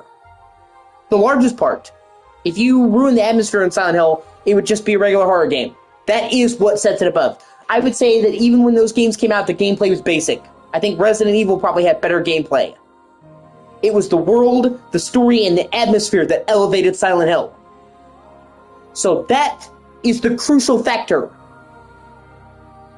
not the gameplay. So I'm like, okay, they already have the most important part. And I said they've never tried to do like a traditional survival horror game. They've never tried to do a traditional survival horror game. So I said, let them try. Like, I could understand people not having confidence if they had done a bunch of bad survival horror games, but it's like they've never tried. But they already have the atmosphere down. And they even did, what was it? What was the name of that game? The Medium? And many people that was the game that put them on Konami's radar for the Silent Hill remake, was The Medium. Because that's like a foggy, otherworldly town in that. And people are like, okay, get Silent Hill vibes. And Konami took notice of them in that game, and that's kind of what got them the job. Because they're like, well, this is a walking simulator, but like, we really like the atmosphere of what you got going on here. So I thought it was going to be good. And I was proven correct. And I think even people, like, you have haters who are going to say the original is better, but I don't think anyone would say the remake was bad. you can say maybe for the nostalgia or just for the original tone that you prefer the original Silent Hill 2, but I've never seen somebody say they outright thought the remake was bad. And that in and of itself was a victory. I thought it was fucking great. I have the Platinum Trophy for the remake, by the way, of Silent Hill 2. So, I literally got 100% complete, played through it just with melee weapons, got every ending, so yeah, I played the shit out of the remake. Got the deluxe version, actually. One of the few games that I splurged and got the deluxe version. Because I had waited so long for a fucking Silent Hill game, a new one, that I thought, you know what, I'll splurge. And I don't regret doing that. And I got to play the game 3 days early, so... No, I love the Silent Hill 2 remake. I thought it was fantastic. And I think all of the changes that they made were great. And in fact, were genius. Like, they doubled the size of the map for the town. But a lot of the ways that they did that was by taking places that were already in Silent Hill 2 and making them explorable. For example, when you first enter Silent Hill in 2, there's a flower shop. In the original game and in the remake, that flower shop is there. But in the in the original game, you couldn't enter that flower shop. It was just background scenery. That exact flower shop is in the remake, but now it has notes and you can go in and explore it. And most of the new places that they added in the remake were places that you could see in the original game, like the Happy Burger, that you couldn't go in. So, people, when they heard that, like, they doubled the size of the map, they doubled the size of, like, the overworld, people thought, oh, are they going to make it just needlessly big? No, they made it twice as dense. And that was, like, the best thing you could do because they let you explore places. Most of the places they added for you to go into were already there. The barbershop, the library, you just couldn't go in there. So they really expanded what was already there and added more shit to do in the town. Because if you actually go back and you play the original Silent Hill 2, there's not a lot to do in the actual town. You can find a couple of spare items, but like, compare that to the remake where there's like a lot of shit off the beaten path. You know, or like, yeah, they greatly expanded the town in general. The exploration, and for most people, the town is the highlight of Silent Hill. I mean, it's the name of the game, so expanding the amount of parts where you're actually roaming the town was really cool. And then, like, having you explore the town with Mary was super cool. In the original game, you get Mary and you go right to the hospital. You barely explore the town, you just, like, it's a straight shot. Now there's, like, a big-ass section of the town where you explore Mary, and you have a companion, and that part is really good because it gives Mary a lot more story sequences to flesh her out. And it also shows the difference. You've been in the town with nobody, and now you see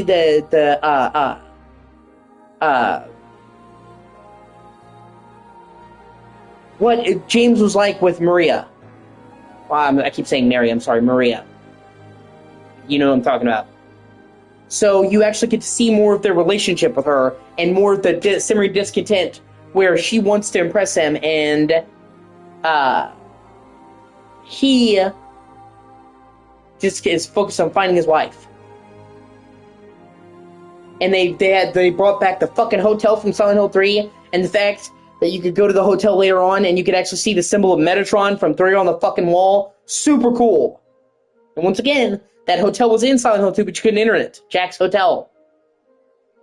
And even then,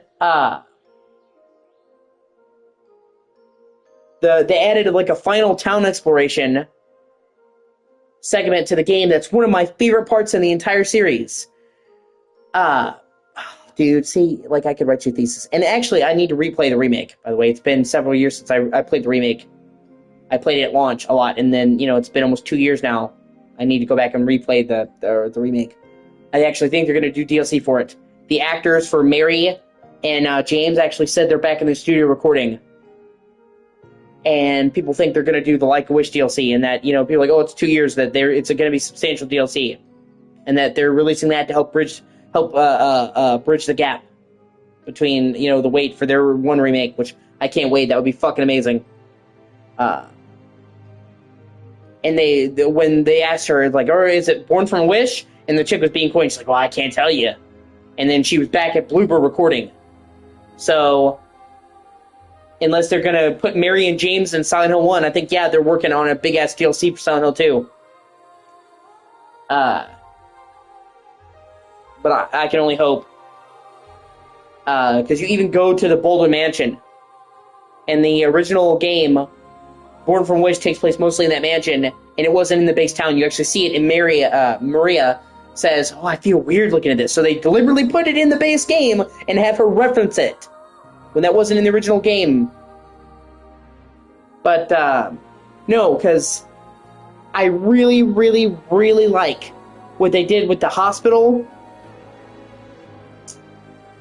and the section right after it.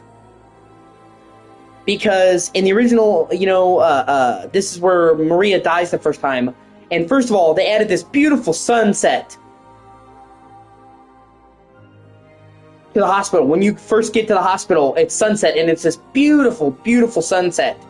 So, like, you walk into the hospital, and there's like this beautiful juxtaposition of this bright colors. I remember taking pictures and being like, wow, the lighting in this game is fucking gorgeous. And there was nothing like that in the original game. And then after you get into the basement of the hospital, they show a cutscene where he looks out the window and, oh, the sun is set, and now it's raining. And that's because that's where you fucking bottom out.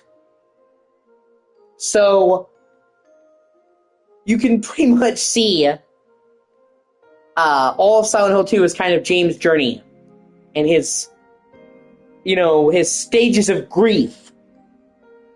And that part of the hospital where he doesn't have Mary and he loses Maria is kind of his lowest point before he starts getting closure. So after you see, you know, Maria get killed by Pyramid Head, no less, he's running through the streets after Laura. And in the original game, you just straight went up to the next part, and it was just dark.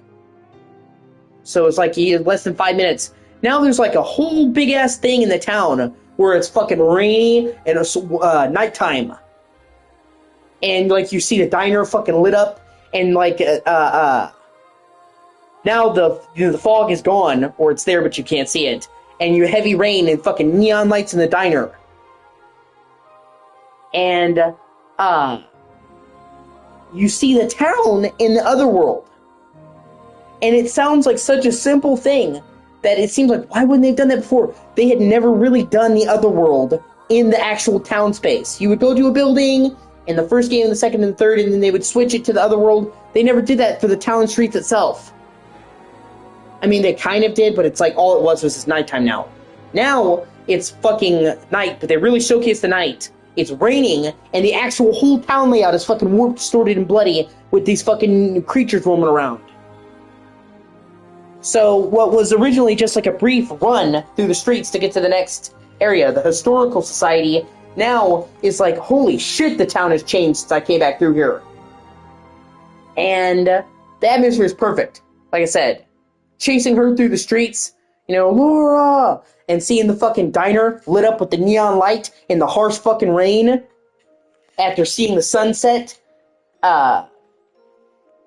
just drives home that his fucking mental state has plummeted.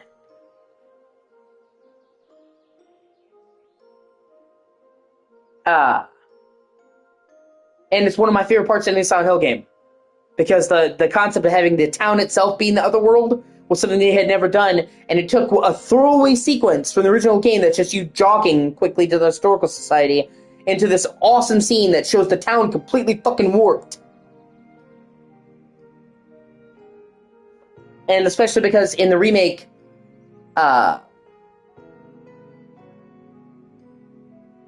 in the original game, the time of day was pretty much static. But they actually show the time of day changing throughout the remake. You know, and so when you finally come out of the Historical Society and it's daylight again, you're like, oh shit. And he's getting closure. So yeah, I like I said, I love the Silent Hill 2 remake. I love Silent Hill F. I disagree with everybody's opinions. It feels like a proper Silent Hill game to me. Backstory dealing with tons of emotional trauma and complicated characters, check. Misty, foggy town, check. Creepy fucking Japanese nightmare fuel monsters, check.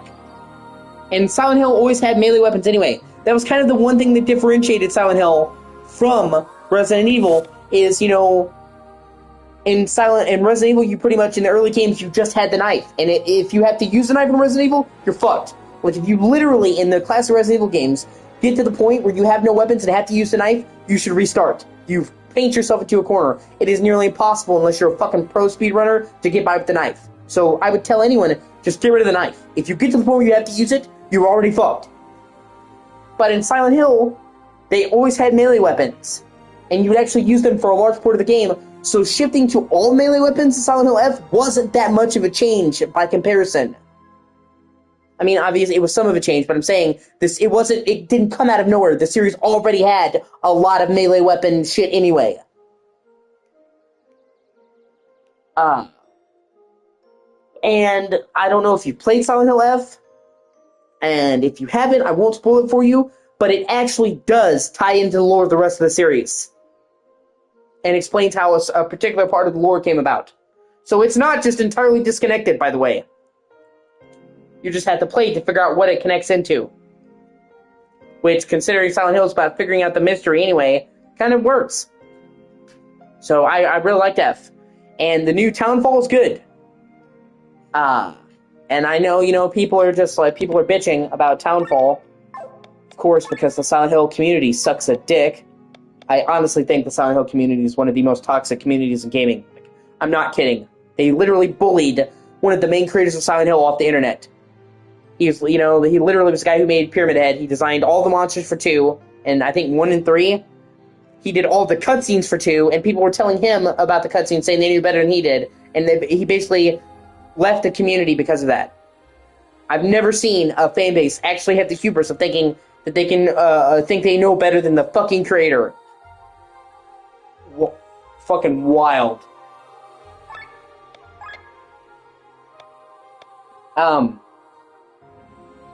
But people are just like, oh my god, a Silent Hill that's first person? Okay, you obviously never played Silent Hill The Room.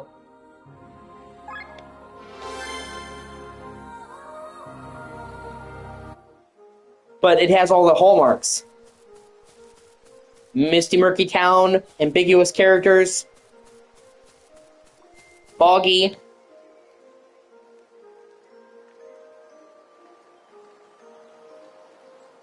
And see, that therein lies the thing. When they did Silent Hill 2 Remake, people were like, oh, I like the Silent Hill 2 Remake.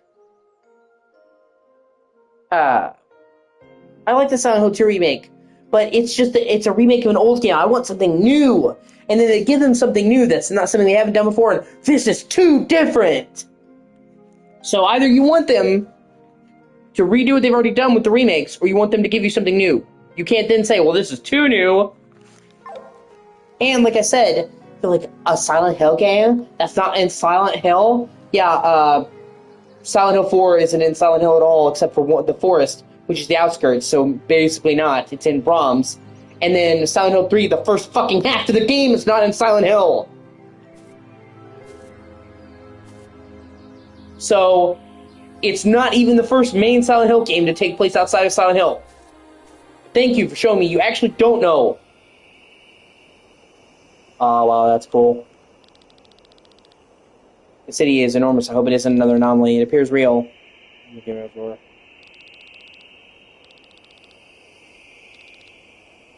The city of Elrant, located in Miranda in the western part of Landis. Back then, it was one of the largest towns in existence. I was born in the royal family there, where I was known as Tia.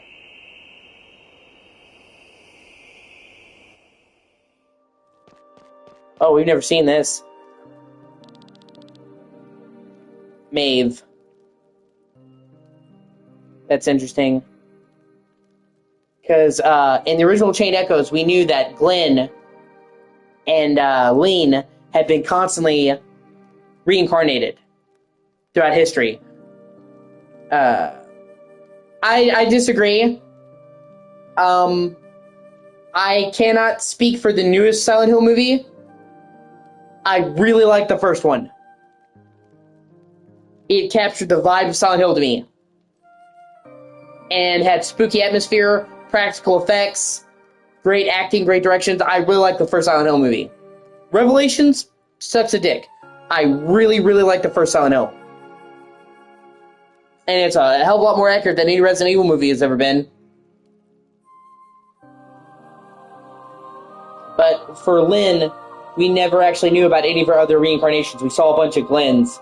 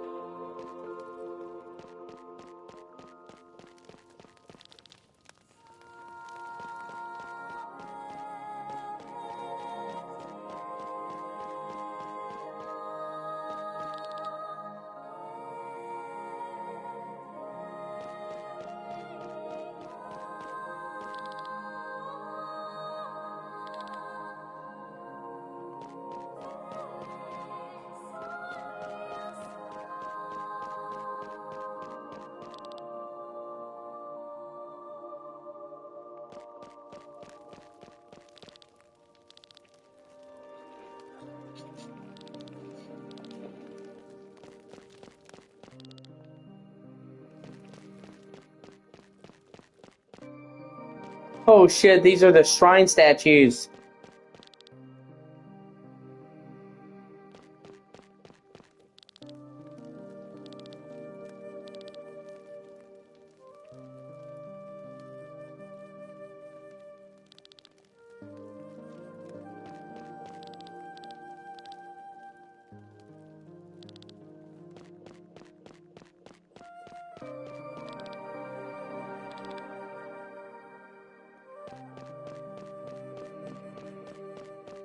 And a bunch of lore here.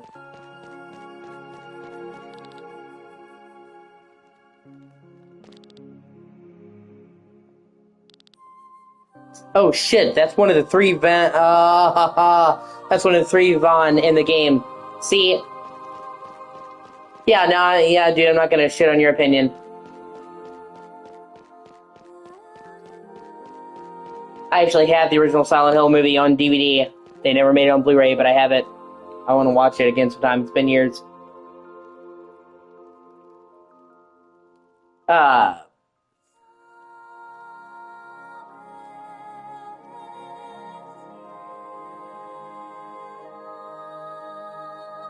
but in the original game of Chain Echoes, the lore is that, you know, it starts out kind of generic, that there's this thing called the Harbinger.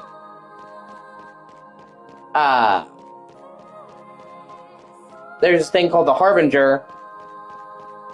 That's a traditional evil force that you'd expect. And the Van, however you want to say it, Vaen, trapped it in another dimension because they couldn't beat it. And they were supposed to study and get the power to destroy it. But they themselves wound up becoming corrupted and controlling humanity. Because they were immortal and because they had super powerful magic and shit, they thought themselves like gods. And so, at first you think, oh, I'm going to have to take out the Harbinger. You know, it's going to be the standard, you know, RPG Ultimate Evil one. It's like, oh no, the guys that were supposed to protect us from the Harbinger are actually became a bigger problem. And we got to take them out first. And that guy right there, Kane, is one of the three that you see in the main game. What the fuck? I'm playing this DLC for the first time. And I never knew anything about the DLC. Like I said, I didn't do the DLC. And I didn't get any spoilers for it, so I'm learning all this for the first time.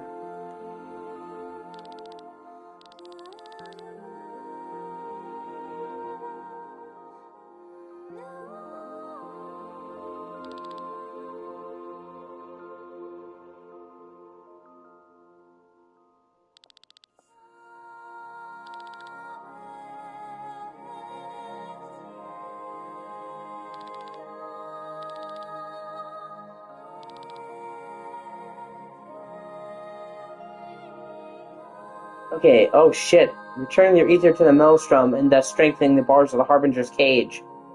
So they're using the life force of people that have died and gone to the afterlife, because everybody who dies goes in the maelstrom. And their ether is in the maelstrom, the swirling mist, hence the maelstrom, and then they give birth to a new life. And echoes, the whole reason why this is called chain echoes is because when somebody remembers stuff from their past life, it's their echo. And Glenn and Lean's echoes are tied together, chained echoes. I love the fact that it's not just some random gibberish name. But now we're finding out that the maelstrom actually is the cage itself. So that kind of has implications for the lore when the fucking cage that keeps the Harbinger free is the souls of everybody that's died. Regardless of whether they return or not. That's something that's brand new.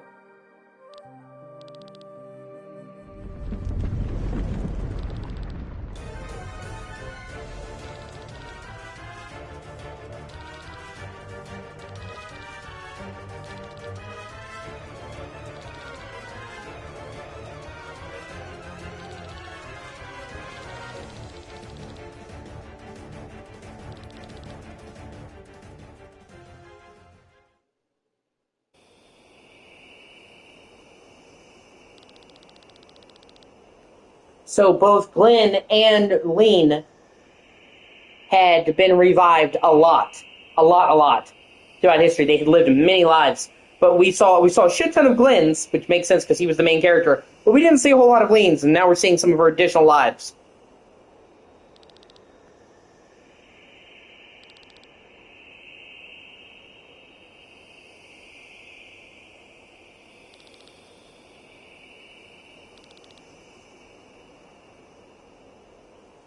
And they're saying that magic in people is gradually getting weaker and weaker and weaker because the same amount of ether to power people's souls exists, but more and more people are born, so it's spread out more. And it's been eating away at the cage. So it kind of seems like Chained Echo 2, or whatever the fuck they call it, it's going to be about her finally facing the Harbinger. I'm guessing. I don't know where this DLC is going to go. If it'll end it here, or if it'll set up a sequel. I hope so.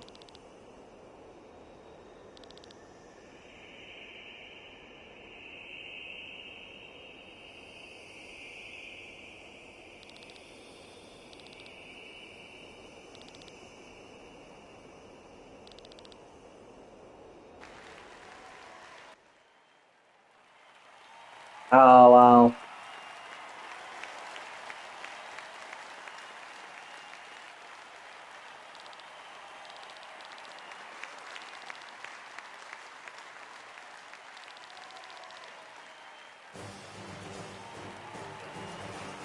And I love how they're wearing like old-timey Roman outfits because it's supposed to be way in the past.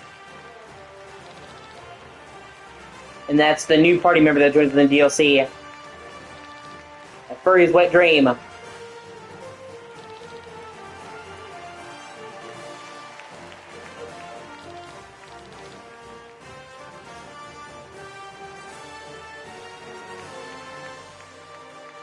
Playing which game?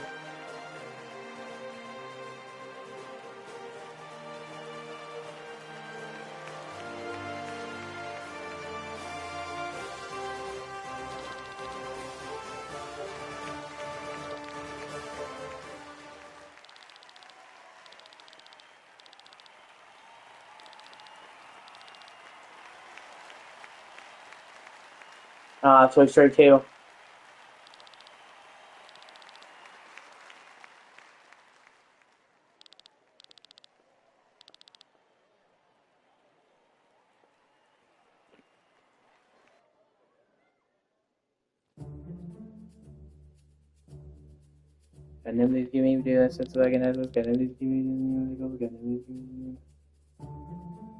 Yeah, one of the few good movie games.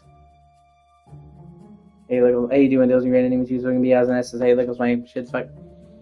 Oh, OCD is a whore. God in heaven, by which I mean God in heaven, only God in heaven, not code or slang for anyone else, just God in heaven, Jesus, please listen to my words and intentions right now, do me full purpose. and not my thoughts. And do it for favors. 1, please forgive the sins and deals with strength. Please do the sins and deals to make it safe to drink again, even the parts already consumed or a dead man. 2, please do the short for the next 12 hours right now. Sorry, most days being a whore. I've had a stressful couple of days, and when I have more stress, it causes my OCD to come out worse. I have to keep a mental wall up to keep my OCD in check. And the more stress that happens, that distracts me, the harder it becomes to make that happen. And I felt pretty crushed after, I mentioned it in the group. I don't know how much of that you read.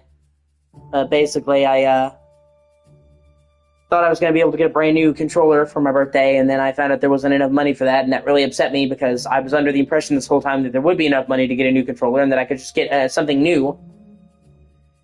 And instead, it turned into, a disappointment because I had to realize, this thing I thought was taken care of, this thing I thought, I don't have to worry about it, I'm just going to get a new controller. Now it's not. Now it becomes something complicated.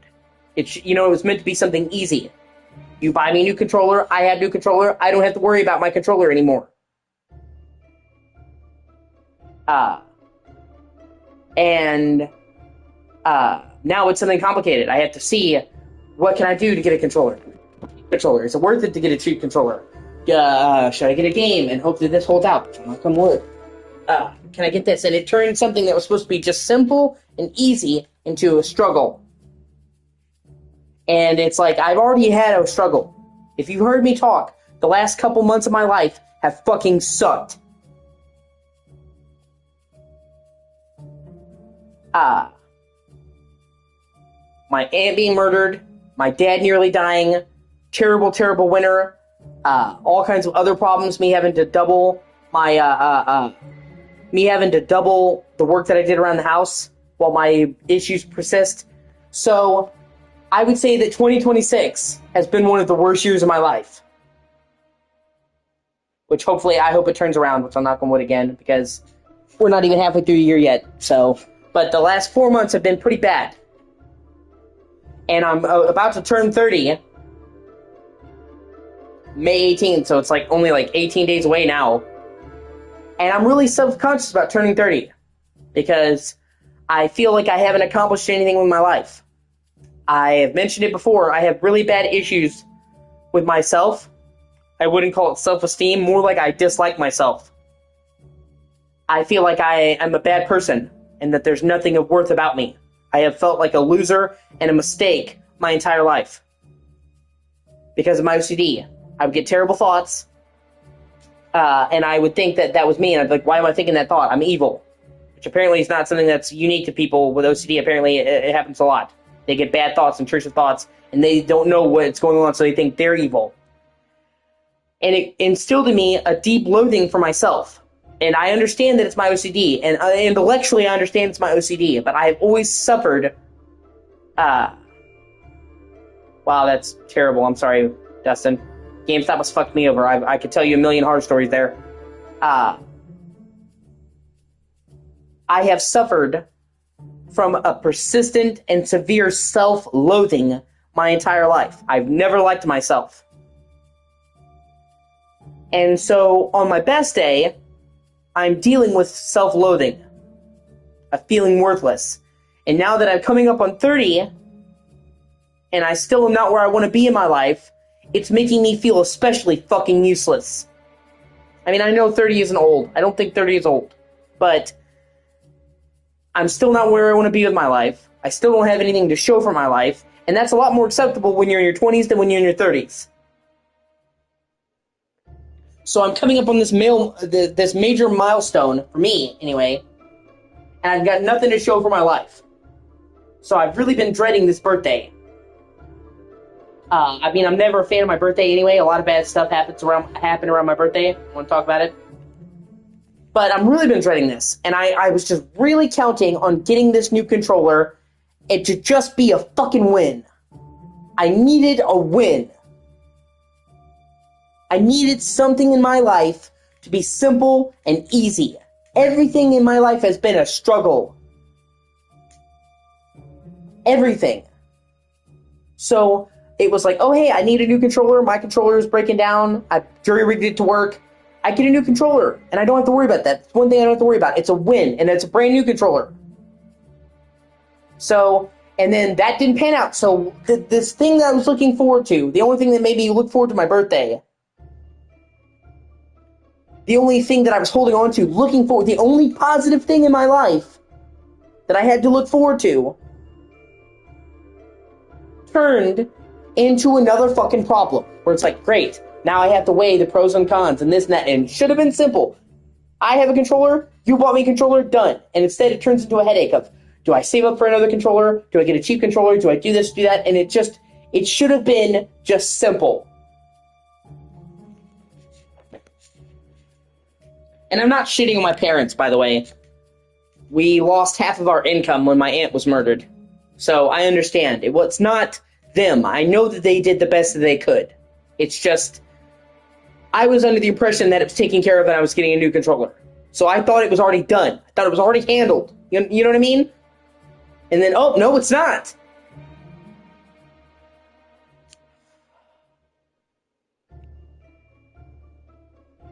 So then, my mom forgot she had to go to the doctor, which it happens. But because she forgot she had to go to the doctor early, she only remembered the night before. She's like, oh shit, I just got a reminder, Cannon, I have to go to the doctor. And I have to watch her dog while she's gone because her dog will go crazy. Her dog was, my mom is literally disabled. She has a bone disease. She stays home all the time. She almost never leaves the house because she's disabled. Her bones are super brittle. It was something she was born with. So the dog has never left my mom's side, except for when she goes to the hospital or the doctor or whatever. So the dog does not know how to handle being without my dog. The dog's clingy. So I have to look after the dog, and I have to make sure the dog doesn't get anything because she'll eat anything she sees. And normally it's not that problem. It's not a problem if I have to look after the dog every couple of months because my mom only goes to a doctor. But this time I had no warning. In my schedule, I've been up real late. So I wasn't able to get to sleep until like 5 a.m. yesterday. And then my mom wakes me up at like 8 a.m. to take care of the dog while she goes to the doctor. So I'm up all for fucking 3 hours of sleep. I'm already fucking miserable. Then I'm having to deal with the dog. And I love the dog, but she pouts and whines like crazy when my mom was gone. So it's something like I have to constantly watch her and make sure, she didn't get us something she's supposed to. She'll eat anything she sees. So I'm constantly worried she'll get into something in my room. Like, I don't think there's anything in my room that's going to hurt the dog, but I don't know that she'll eat something, and then it'll be my fault. I could never live with myself if something happened to my mom's dog because of me. So I have to watch her like a fucking hawk. So I had no time to prepare, so I'm like 3 hours of sleep dealing with this whiny dog, and like I said, I love the dog. I'm not saying that, but I'm saying everything sucks when you have no sleep. So then, it turns out that after my mom comes home, we're getting groceries. And my leg's already hurting because besides washing the dog, I had to help my mom get to the car. She has an Uber. We don't have a car. It was stolen. We haven't got another one. My mom gets an Uber and they pay for it, but she still has to get there, so I have to help her out in the wheelchair. And that's very hard on me because I have to carry the wheelchair up several sets of stairs. I have a bad leg and a bad back, so having to carry a fucking wheelchair upstairs hurts. So I'm already in pain from carrying the wheelchair up and down stairs and carrying my mom across the driveway, pushing her. And then, we're getting groceries today as well. So I have to do all the groceries, and we usually get groceries for like 2-3 weeks in advance. We usually get groceries twice a month. So I have to carry a shit ton of heavy groceries in the house. My leg and my back's already fucking hurting me. And then my mom once a month gets her pain medication filled. She's on very strong pain medication, controlled substances, because she has severe pain. It's not that she wants to be, that's the only thing that will work. Like I said, all of her bones are brittle. So only one hospital will fill the prescription. There's a big opioid problem. I mean, there's an opioid problem all over America, but it's pretty bad here in Kentucky. So they really tightly guard that shit. So one hospital has it. So then, once a month, I have to go all the way to the other side of the city in an Uber and get her medicine. And the thing is, it's on the second floor, and there's not a elevator that goes up to the second floor on that side of the building. So I have to walk up 2 giant flights of stairs that are like 30 steps each to get to upside the building. And once again, my leg and my back fucking suck. So, in a few hours, what is it now? It's 2:30. I'm probably gonna have to be up all night because at the ass crack of dawn, when the hospital opens, her medicine will be ready, and I'm not gonna make my mom go without her medication. She's in tremendous pain without the medication, and she goes through serious withdrawals. So, I was already having a bad time. I was upset that my controller situation was going to be handled like I thought it would be, and that didn't work out. And then, we're less than a month away from my birthday, and then bam, watch the fucking dog with no sleep. Carry your mom's wheelchair up and down the stairs and help her to the driveway, but no warning, because I didn't have time to prepare. Normally I have at least a week's of warning. She knows the appointment. Then I have to do the groceries while I'm already hurting. And now, less than 12 hours after I did the groceries, because we got it late this night, I've got to go across town and walk up 2 flights of stairs while I'm still hurting from the chair, pushing the chair up the stairs, the wheelchair up the stairs, and getting all the groceries. So, I am, all this is to say, I'm really not having a good time right now.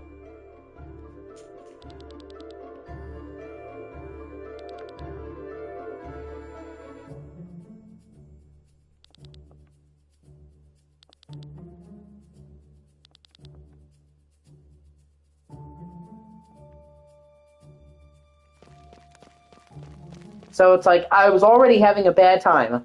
I was already dealing with a lot of bullshit. And then here comes fucking life just raining down more bullshit on me. And I know that by the end of this day, after going and doing all this stuff in 24 hours, my leg is going to be killing me for days, and I'm going to have a hard time walking. And I'm still going to have to go to the store for my parents, and I'm still going to have to walk the dog, and I'm still going to have to get the mail, and I'm still going to have to do everything that needs doing around here because I'm the one who can do it. There's no day off, And once again, I want to make this clear. It's not that I resent doing it. My parents, I love my parents. They need me. They're disabled. My parents take care of me. They pay my rent. It's just, it's already hard on me to do those things anyway, but it's going to be really hard on me after my leg and back are really fucked up. It's like, hey,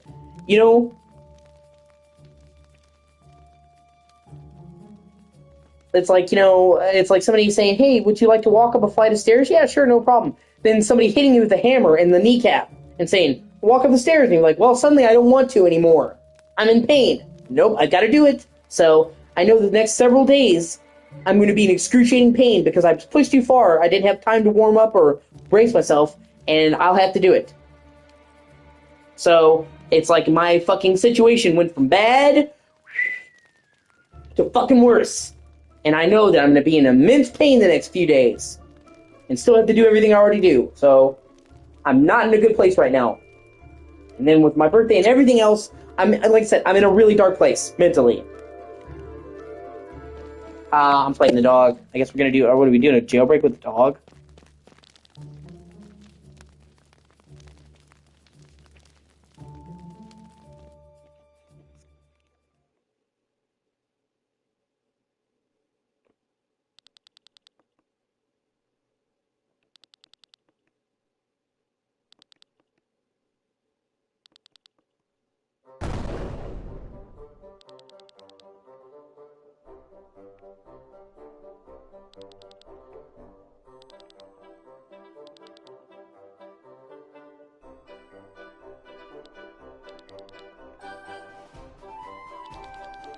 Yeah, Glenn is a tech junkie.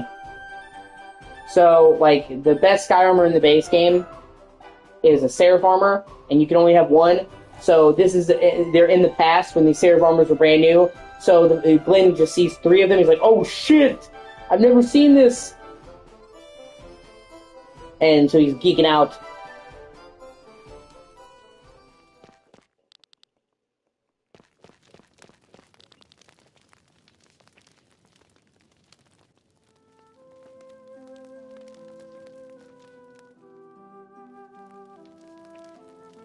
Oh, so we're all in the jail cell, she gets to be in the fuck. Oh, okay, never mind.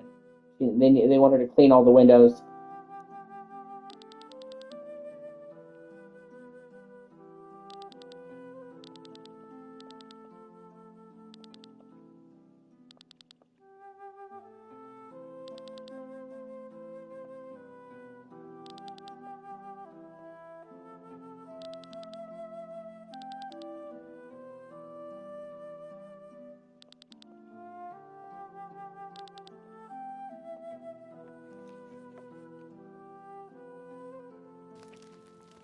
I think it's cool that we get to see flashbacks, or we get to see what each character's doing while they're in jail, but they give you the option to just skip them all if you want to.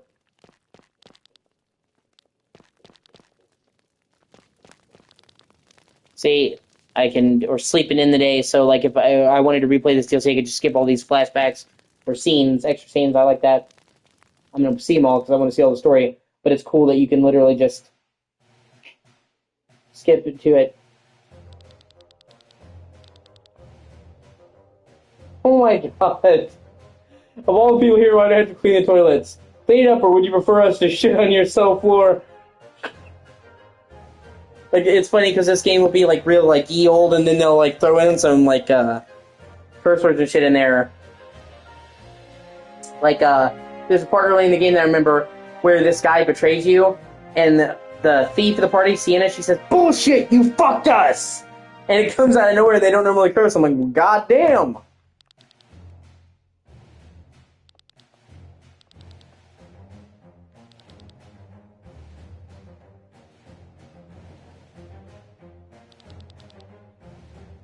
Oh god, what are these people eating? Poor Rob, man. Looks like somebody speed up their lunch. Is this cabbage? But he's like, isn't this Lane's earring? We're supposed to use this toilet while doing part of her chores. Well, I guess I can clean this one somehow it doesn't look as filthy as the others. Oh, Rob. That's fucking gross. I wonder how I'll explain to Lane when I found her earring. Oh, that's hilarious.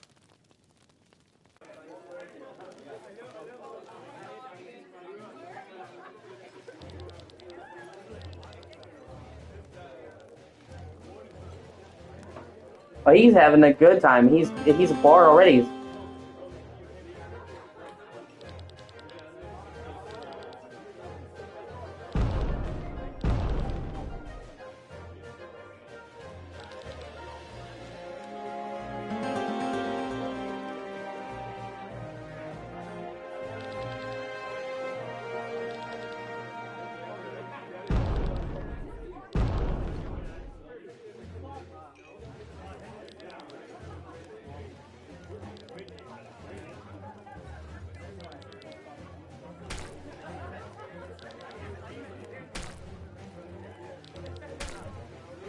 Oh, shit, they egged him.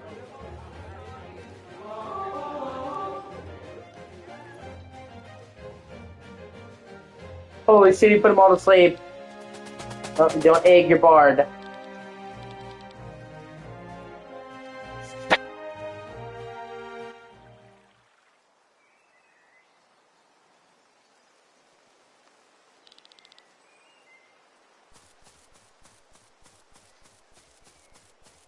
I love how he's a wolf man.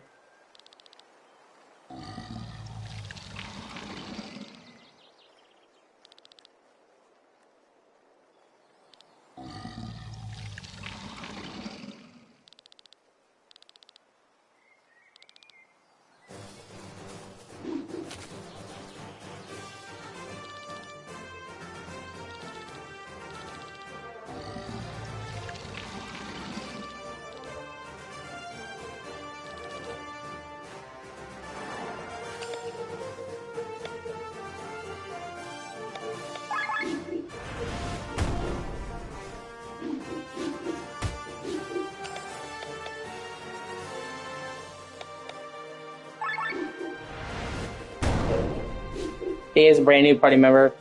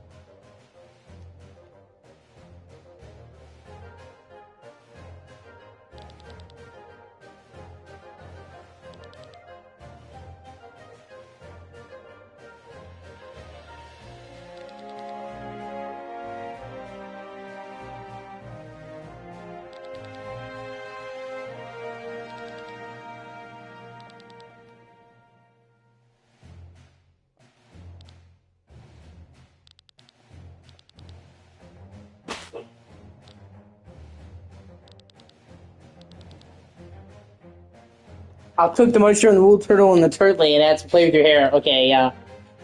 Yeah, that's terrible.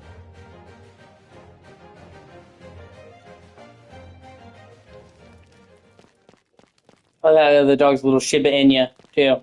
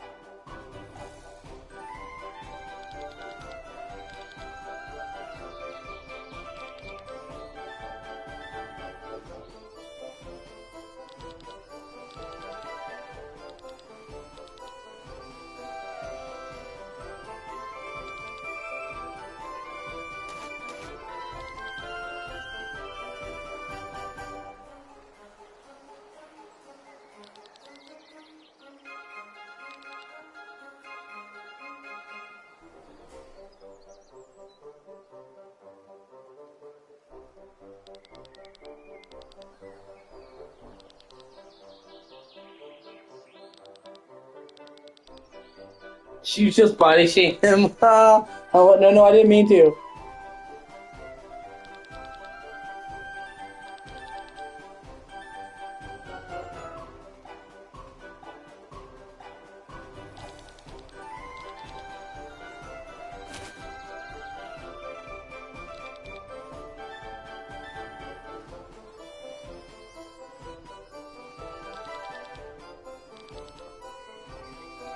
He's actually getting love from all the townspeople, giving him water, and they're saying how cute he looks. He actually got made fun of a lot in the base game, so it's good to see that he's actually getting affection now. What the fuck? He's actually getting fanned. Oh, that was awesome.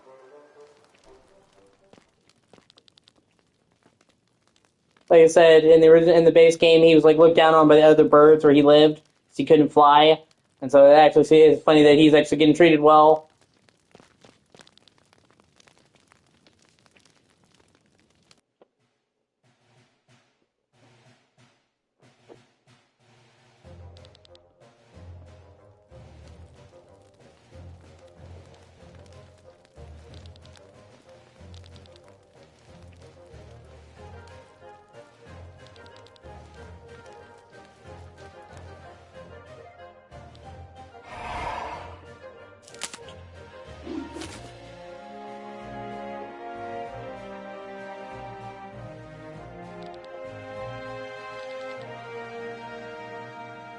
He has ability to control his limbs. He made him disappear.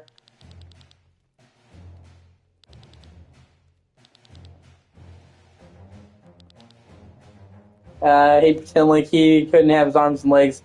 That's actually genius.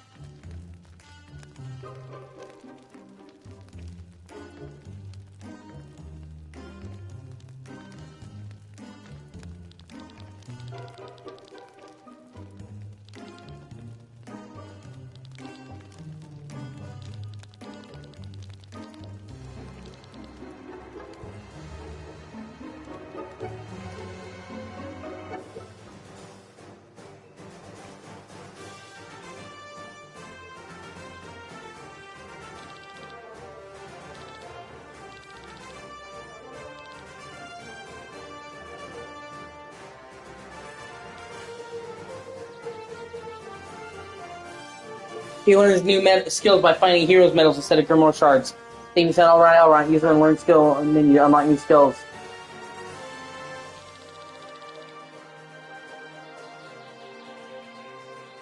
So you have to find his abilities out in the world. That's interesting.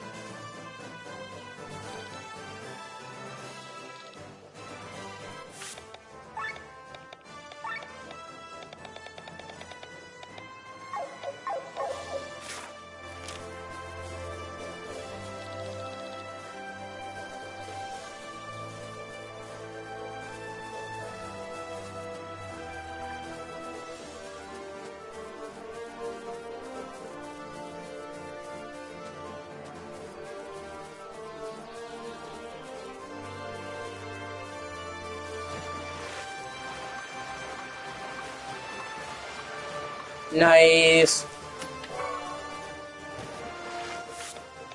Oh yeah, I found a hero's medal for him. And they say exploring never worked out. They can eat my ass.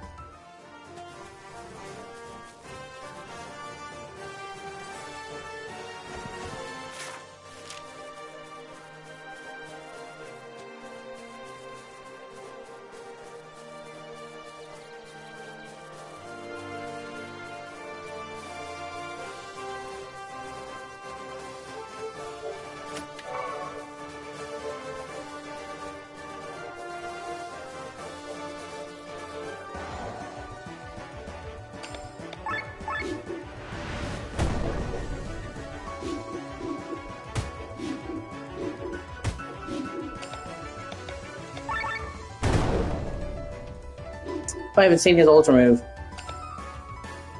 Heals high physical damage to all enemies and adds 10 bite marks to all. I don't see it. So he knocks the fucking moon into the earth. Okay. Bit dramatic, but alright, I'm here for it.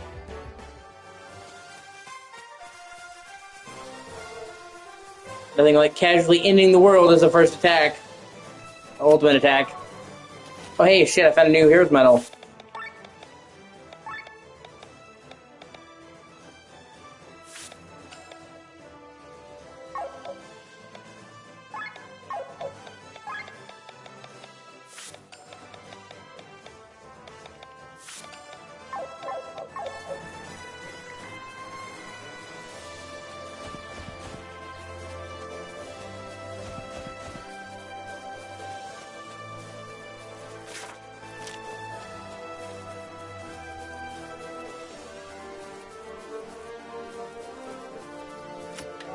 Aha! Sweet. There's all the chests here. Nice!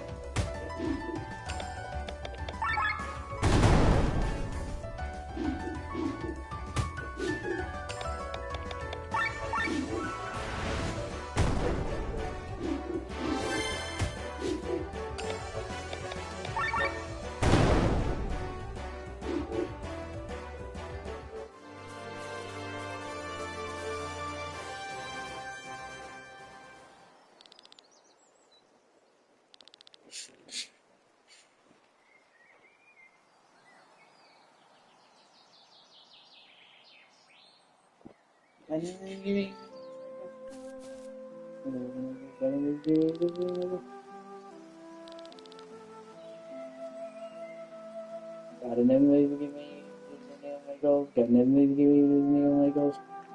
An enemy to give me an enemy to give me. Got an enemy to give me. Got an enemy to give me. Got an enemy to give me. An enemy to give me.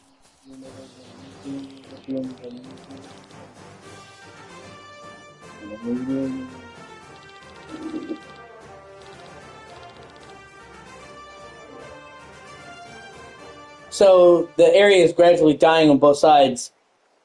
So they managed to survive and seal the Harbinger away, but they're being literally one side is the Deadlands, the other is Wastelands, and it's encroaching on the city and gradually is threatening to kill all of them. And he's trying to keep their hopes up. That's actually kind of sad.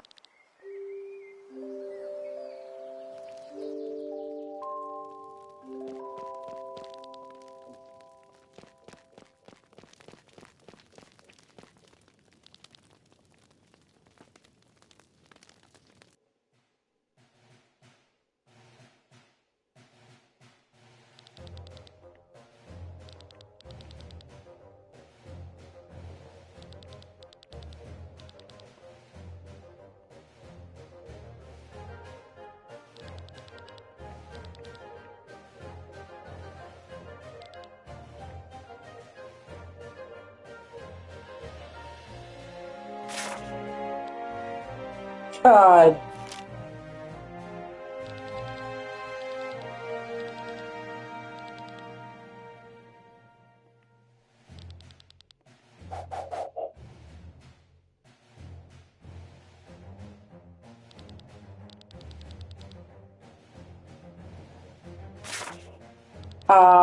He voice maxed them.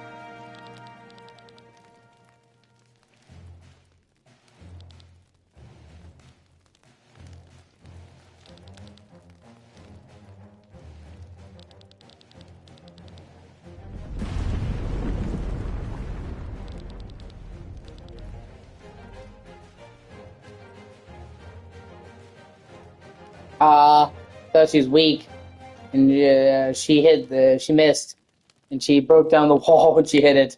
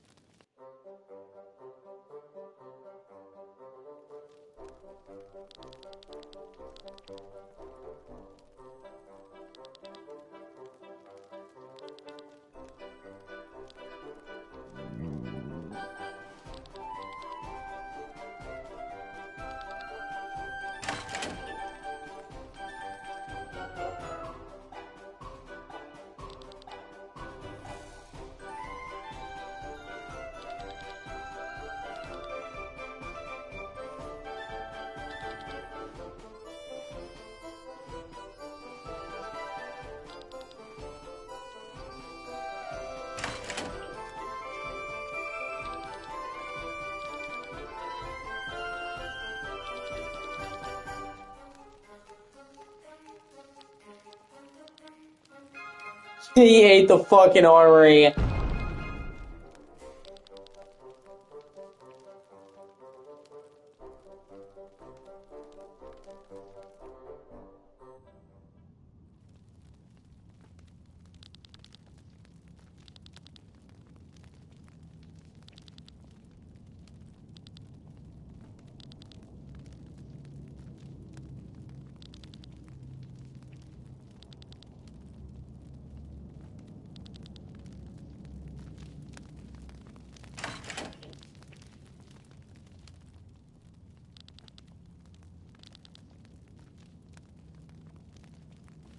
We're fighting way out, but we're only knocking the guards unconscious.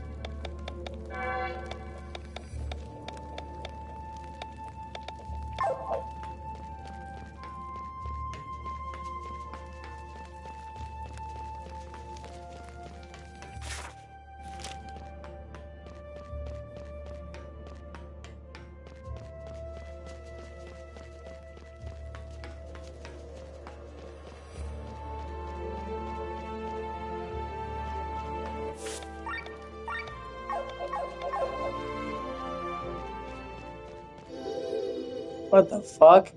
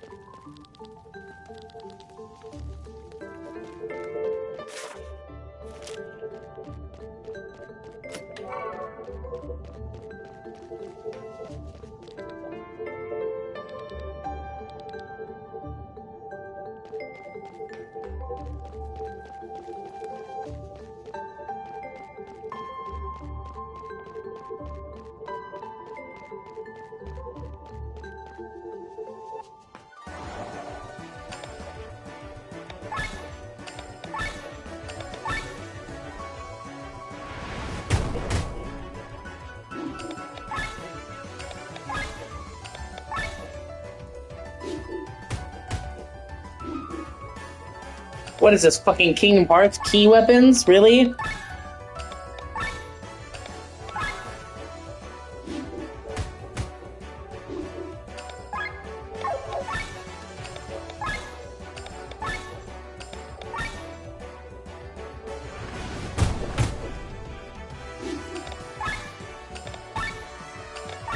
They said if I just wait long enough, he'll die.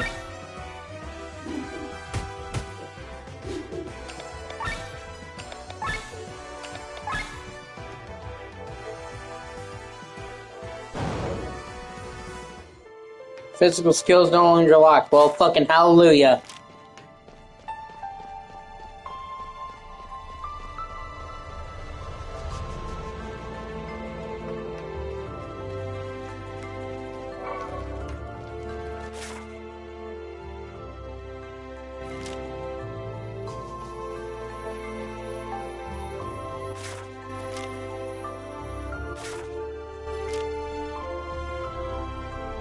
Nice.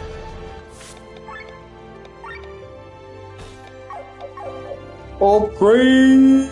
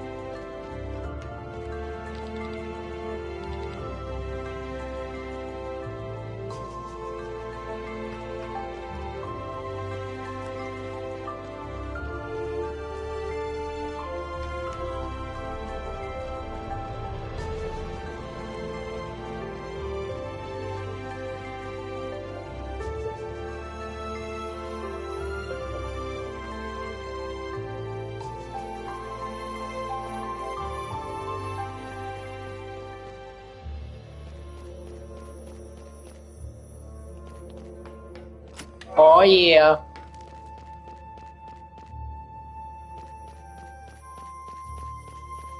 Ah, fucking piece of shit.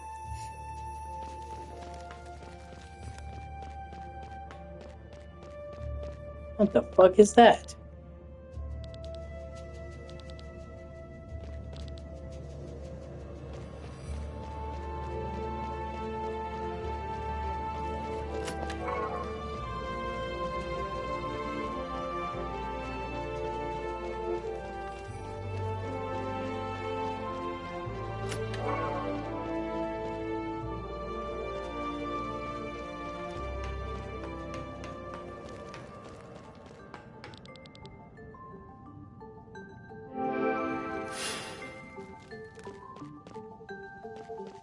Okay, it brought me back to the entrance.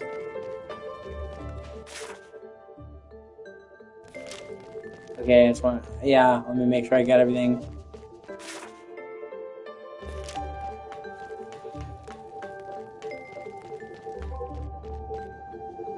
I never went here all the way. Aha! Here we go.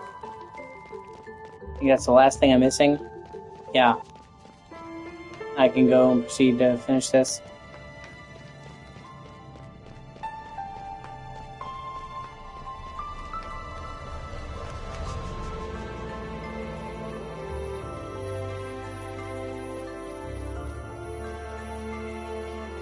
Oh, shit, wrong way.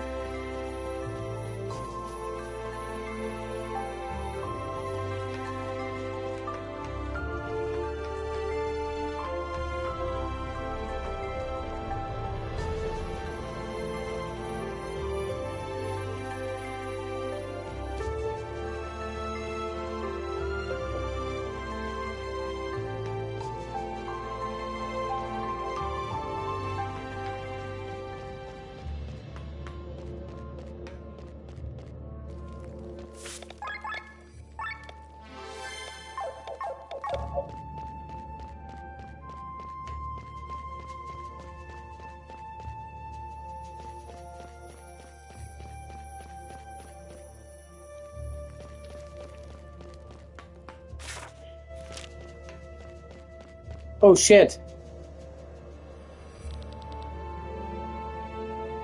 Oh!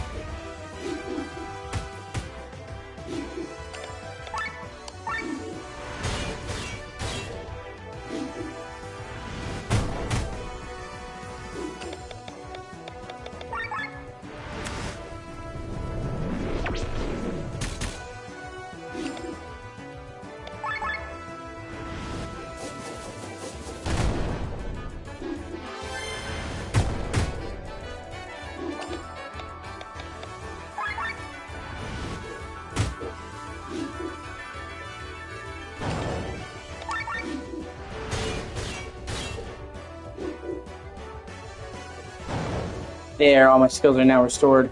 Suck it. Now I can go back to the entrance. Whoop ass!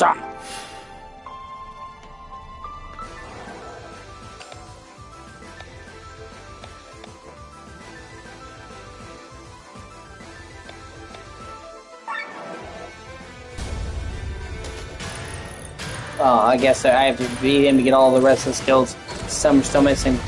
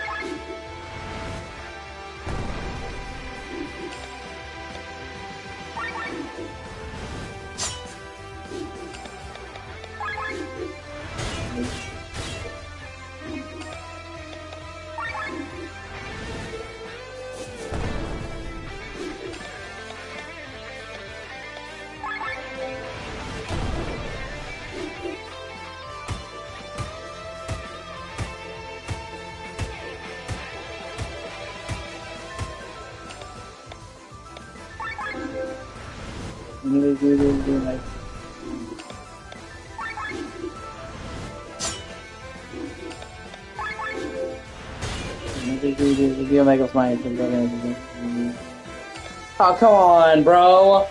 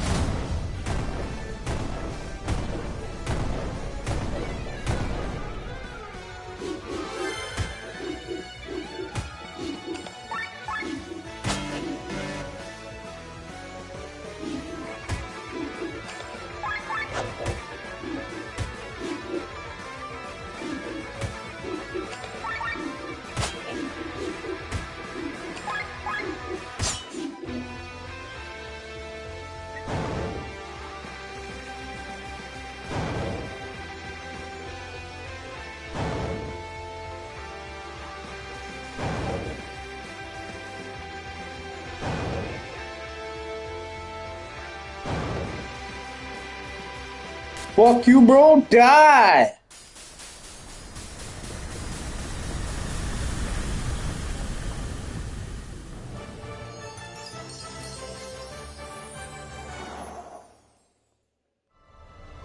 Now it's time to make like a tree and get the fuck out of here.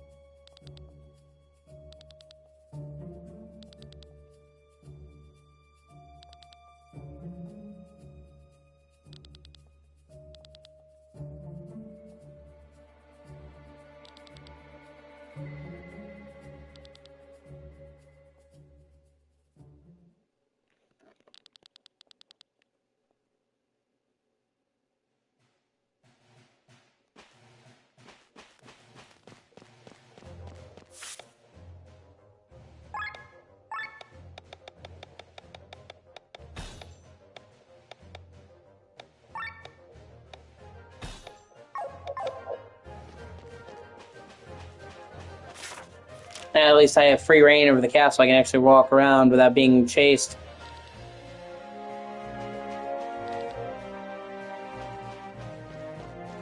And I saw all these hidden items in the castle I want to see.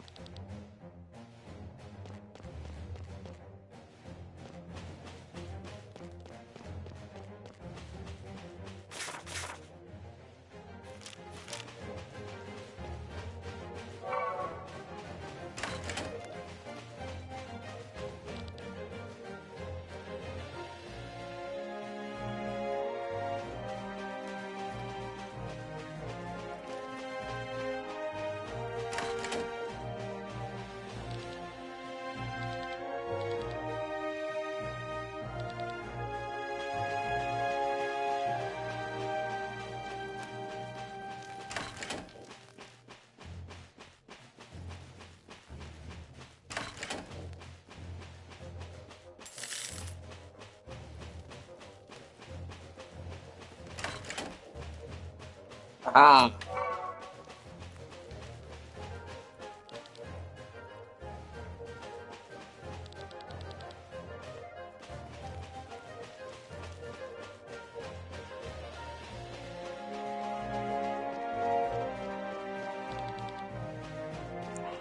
Gonna make me progress into the gardens. Oh.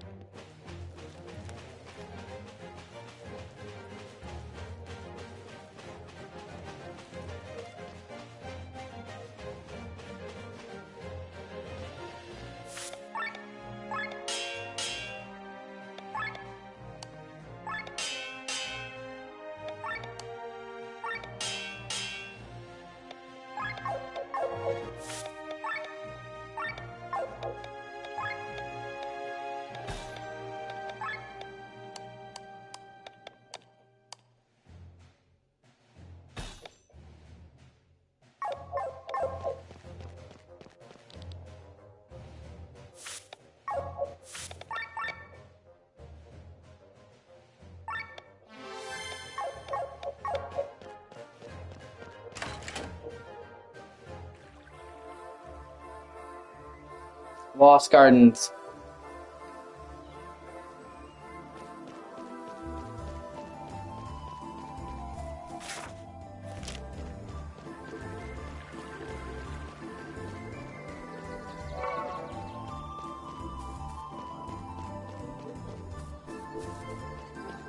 This whole area has like kind of a very Greek vibe to it, Greek Roman.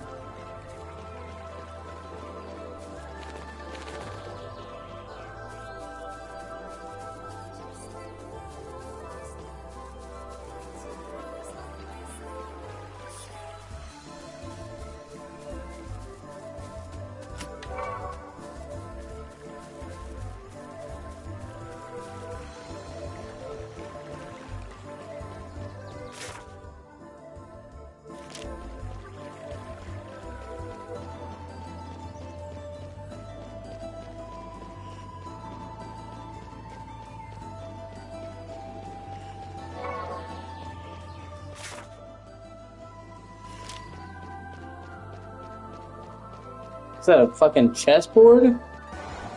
Oh no, they're chess monsters. Okay, alright.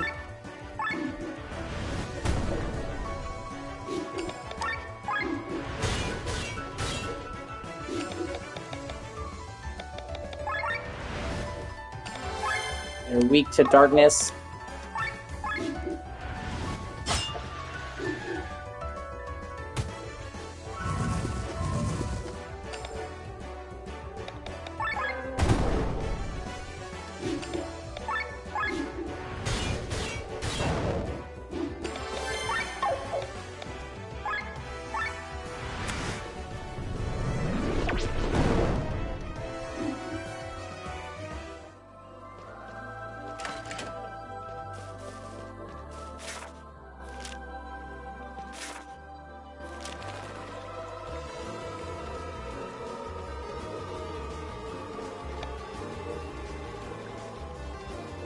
Hey, a fast travel location. That's cool.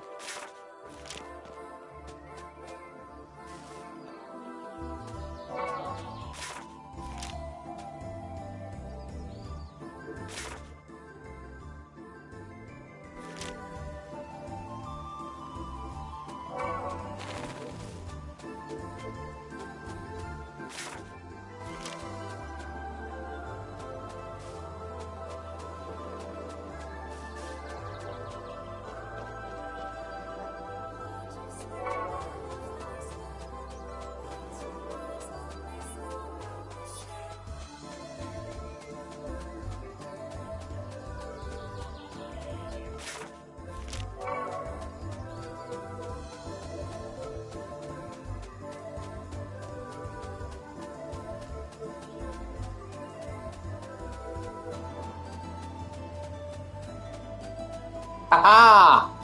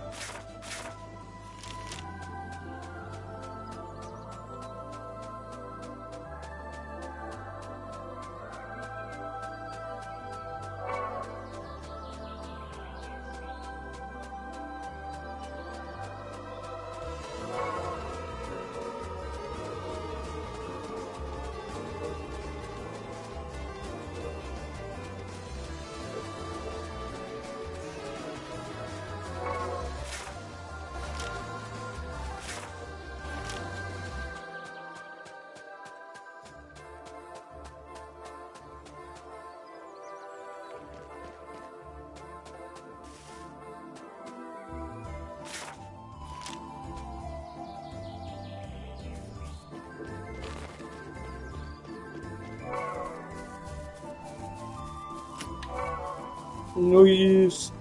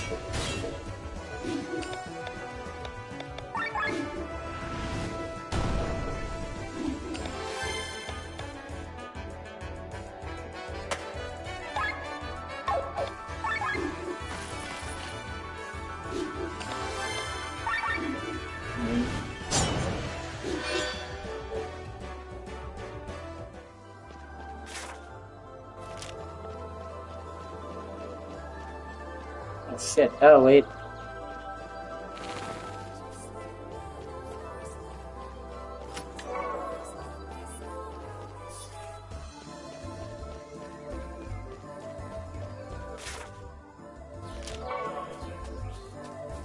Nice. The accessory. Oh, excuse you, much better stats. Nifty.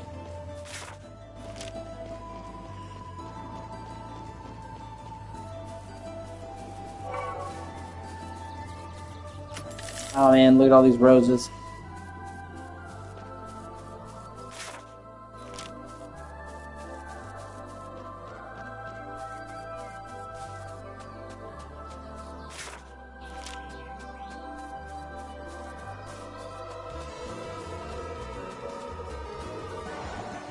Oh shit.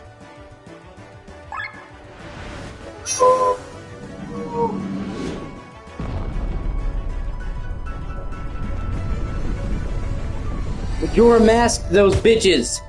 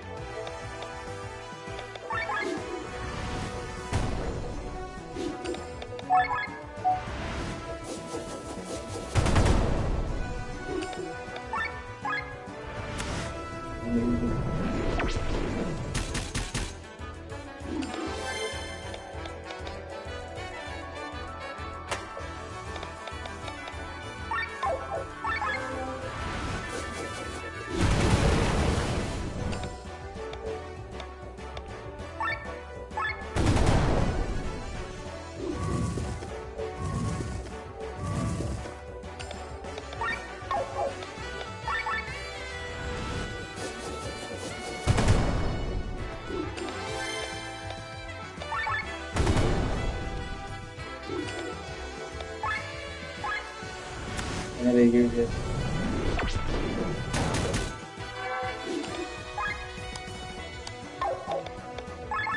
I did good.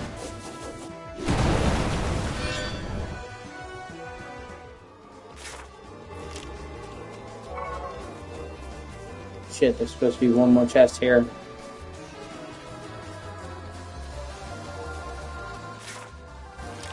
Damn it!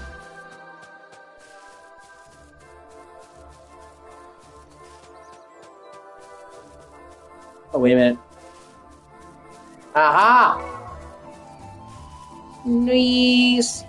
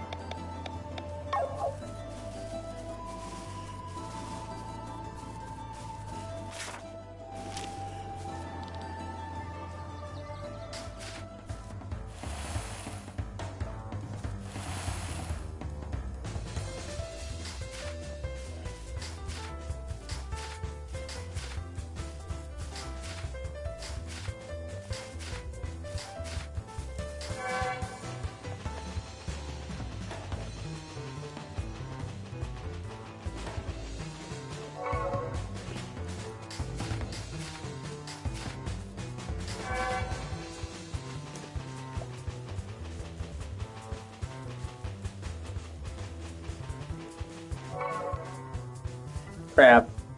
That's funny.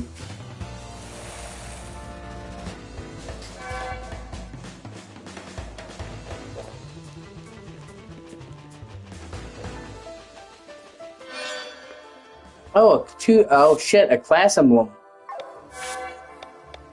Wow, I wasn't expecting to find that. That's interesting. Will the powers of light and darkness. Oh shit.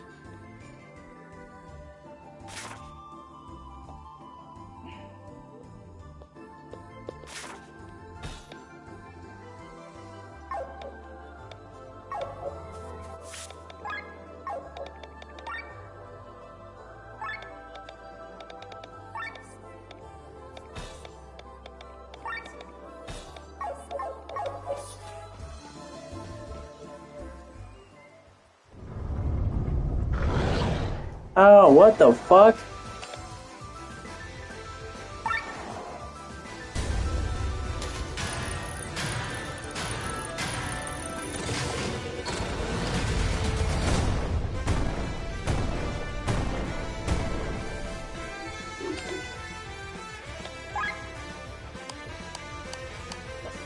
Fair Drake.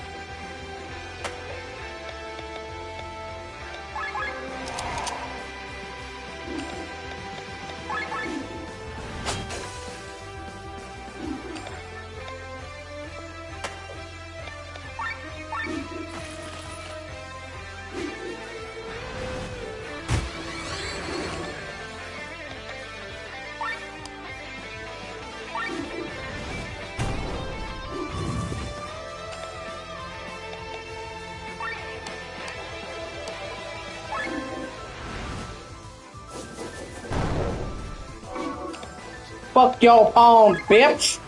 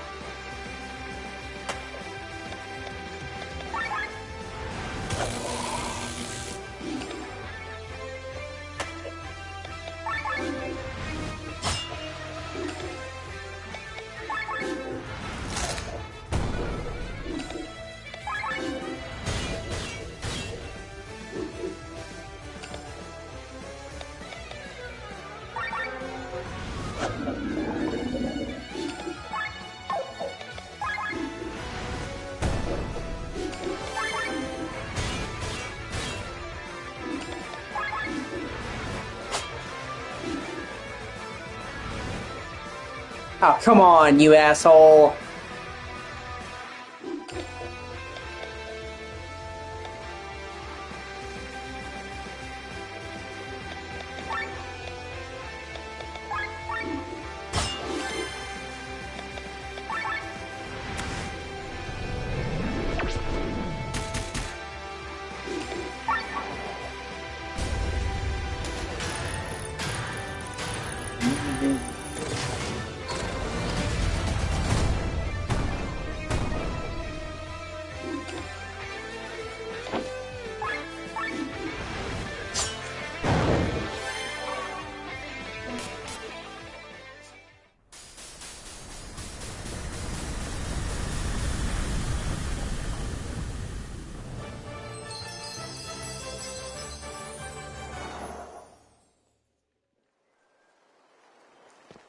Punk ass bitch.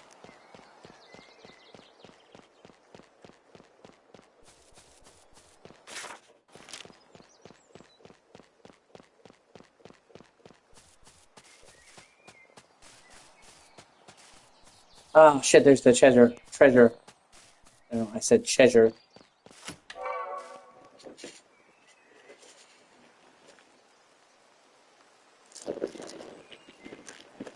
And no better reward for a good boss fight than checkmate.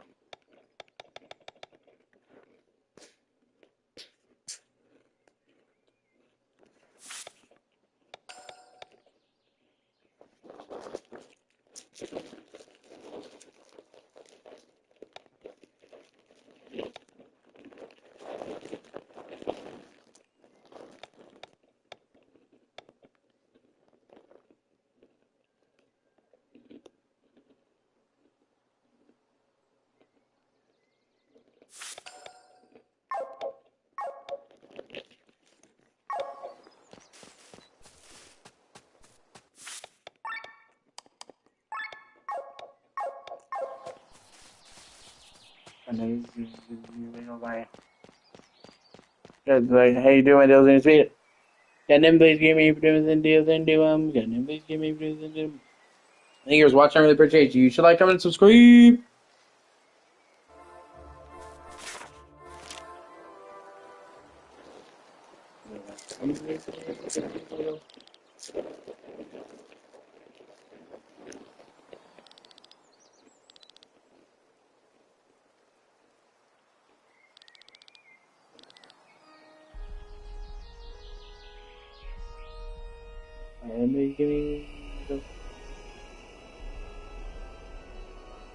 What the fuck?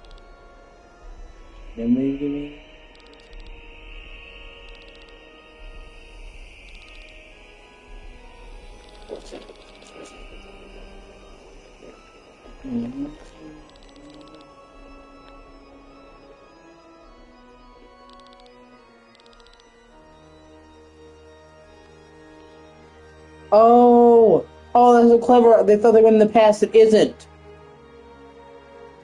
It isn't the past. It's the present, but they've been sealed in the maelstrom this whole time.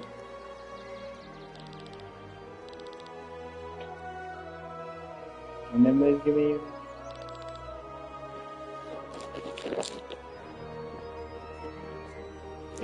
So they were this whole time. They're like, "Oh, were we in the past? We can know the past." No, it's that this place has been sealed away timelessly.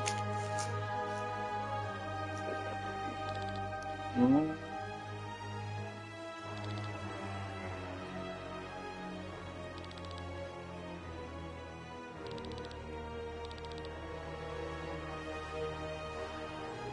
This van modeled this robot for a home, that we wouldn't feel homesick during our eternal mission. It floats like an island in an endless ocean.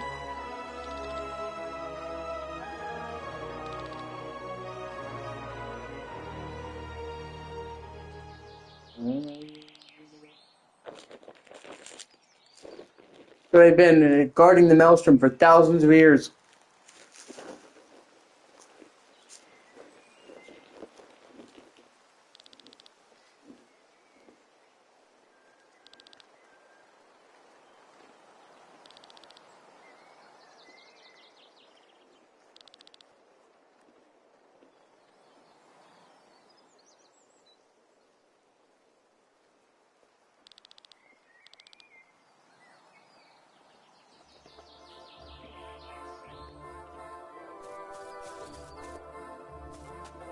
Everybody's doing make us money.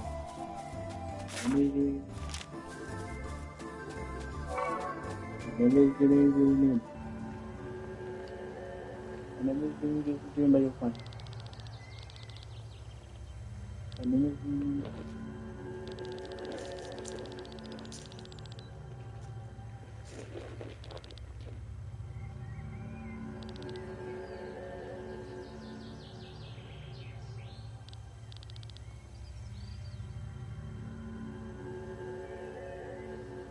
These are memories of the dead. Remember those giving?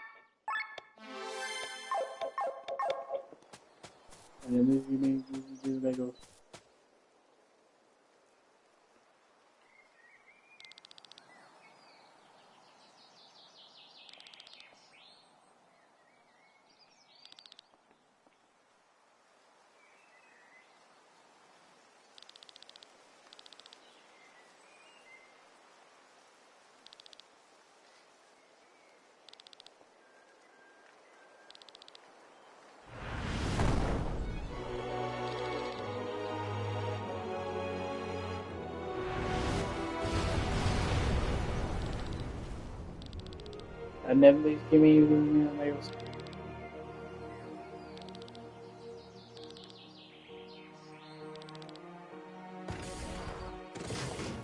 Oh shit!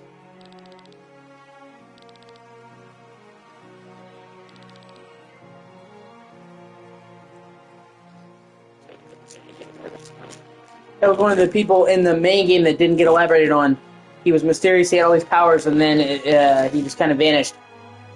Remember the game?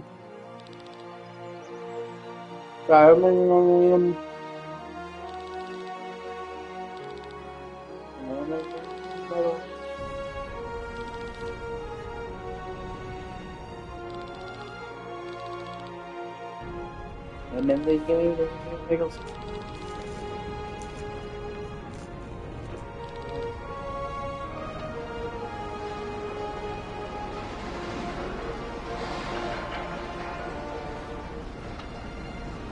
Alright, but you just do the masses. Hey, look at my fucking anxiety. Goddamn laser, give me doing this since deals and doom.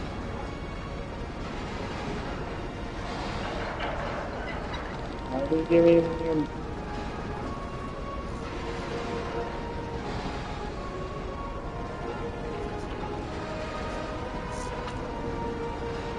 Alright, but give me doing the doom. Alright, but give me doom.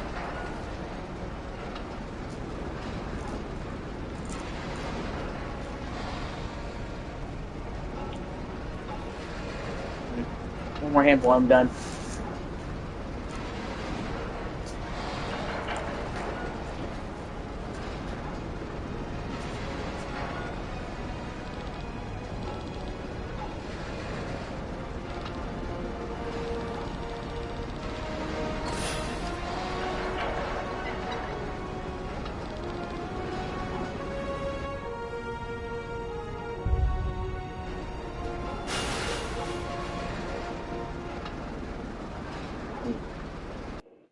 Alright, but give me the doom.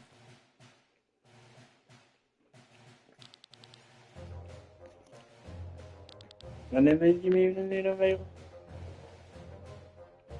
Alright, but give me the doom.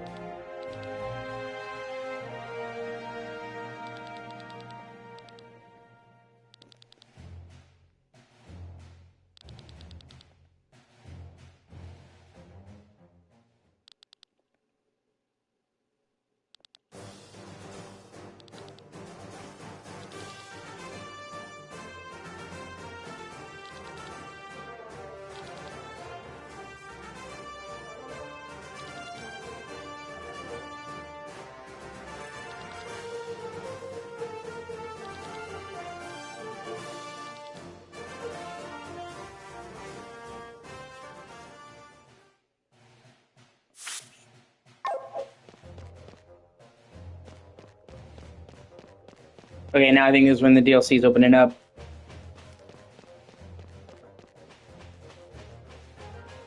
First game was more linear constrained too until you got to a certain point.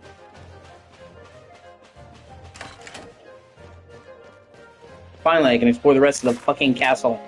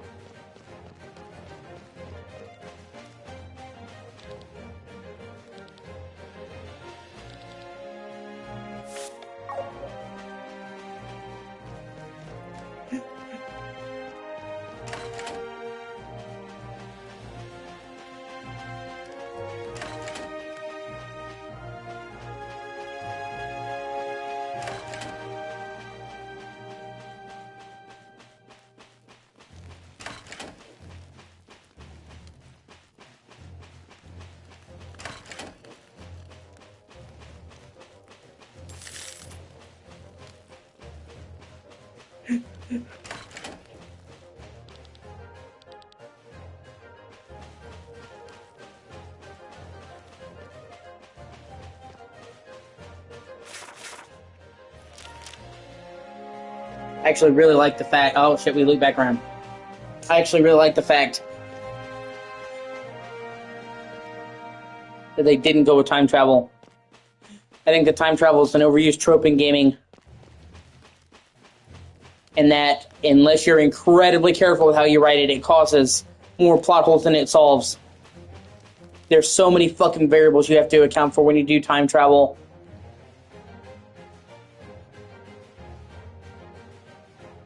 And, you know, and then it causes the issue in the story where it's like, if they can use time travel now, why don't they use time travel for that? And suddenly nothing has any stakes, nothing has any consequences. Because we can just time travel it away. And that's actually one of the things that I think was the best part about Marvel's Endgame, about the Avengers Endgame, was that they said, okay, any changes we make would cause a pocket universe. So it would have been really easy with them going back in the past to absolutely fuck up the MCU timeline. And then have to explain, well, this changed, and this changed, and this changed, and keep track of it. Instead, it's like, no.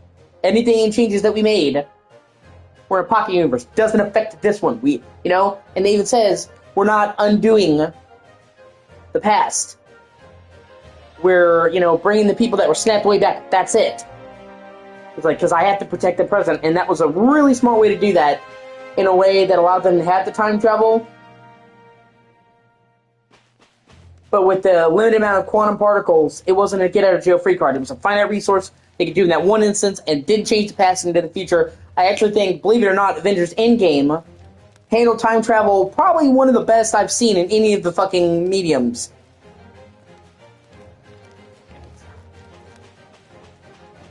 And usually, they, 12 Monkeys,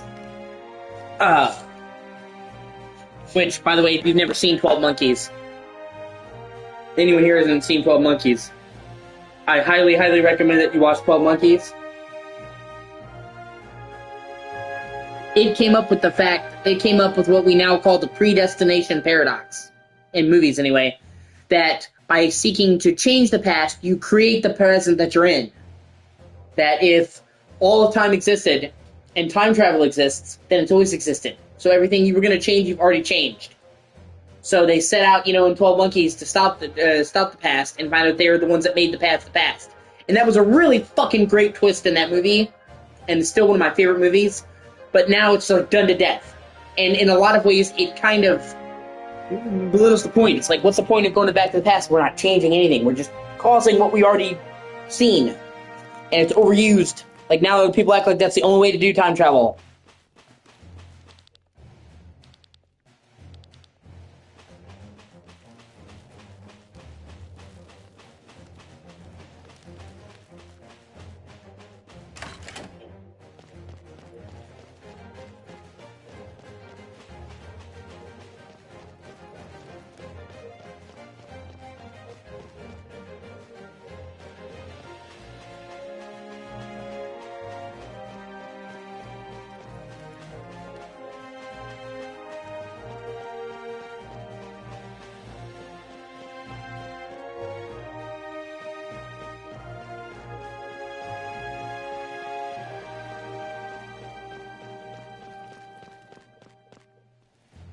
And that's basic. Oh, shit.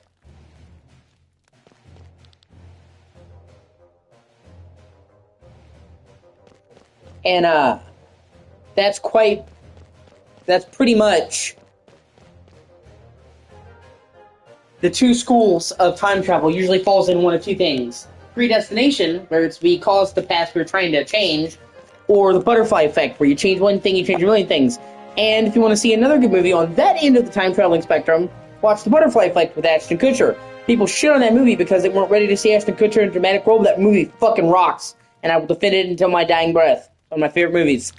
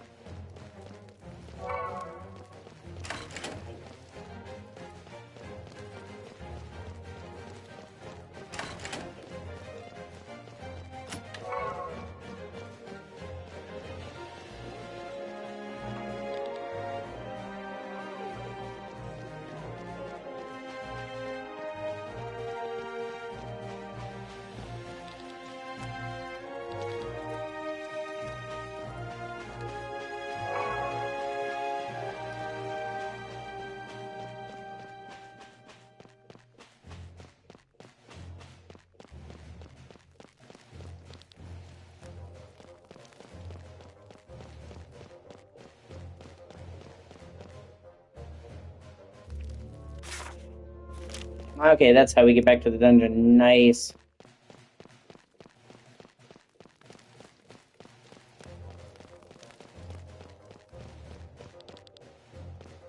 Oh shit, and there's a bunch of chests in there.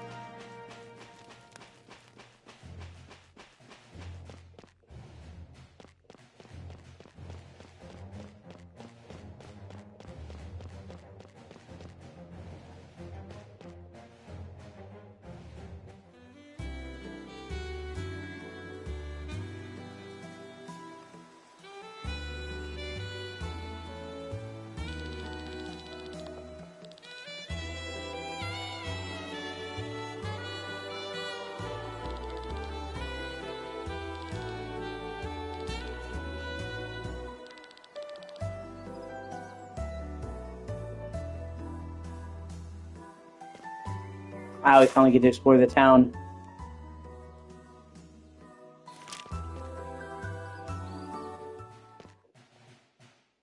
Actually, I like the music here. It's kind of warm, nostalgic, and bluesy.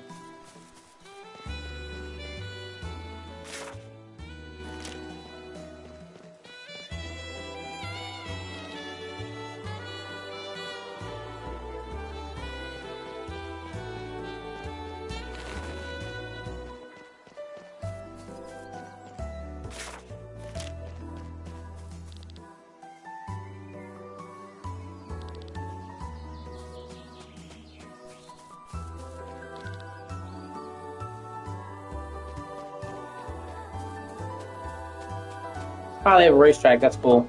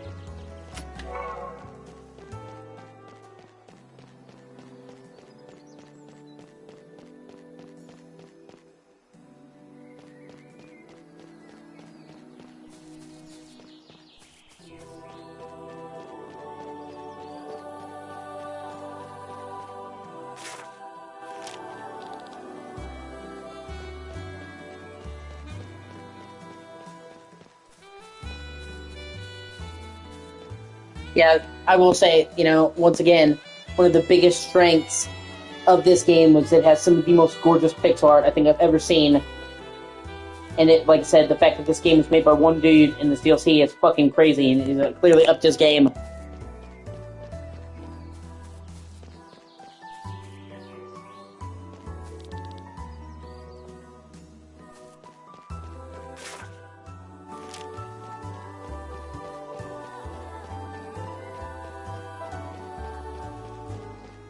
Oh yeah, fast travel crystal.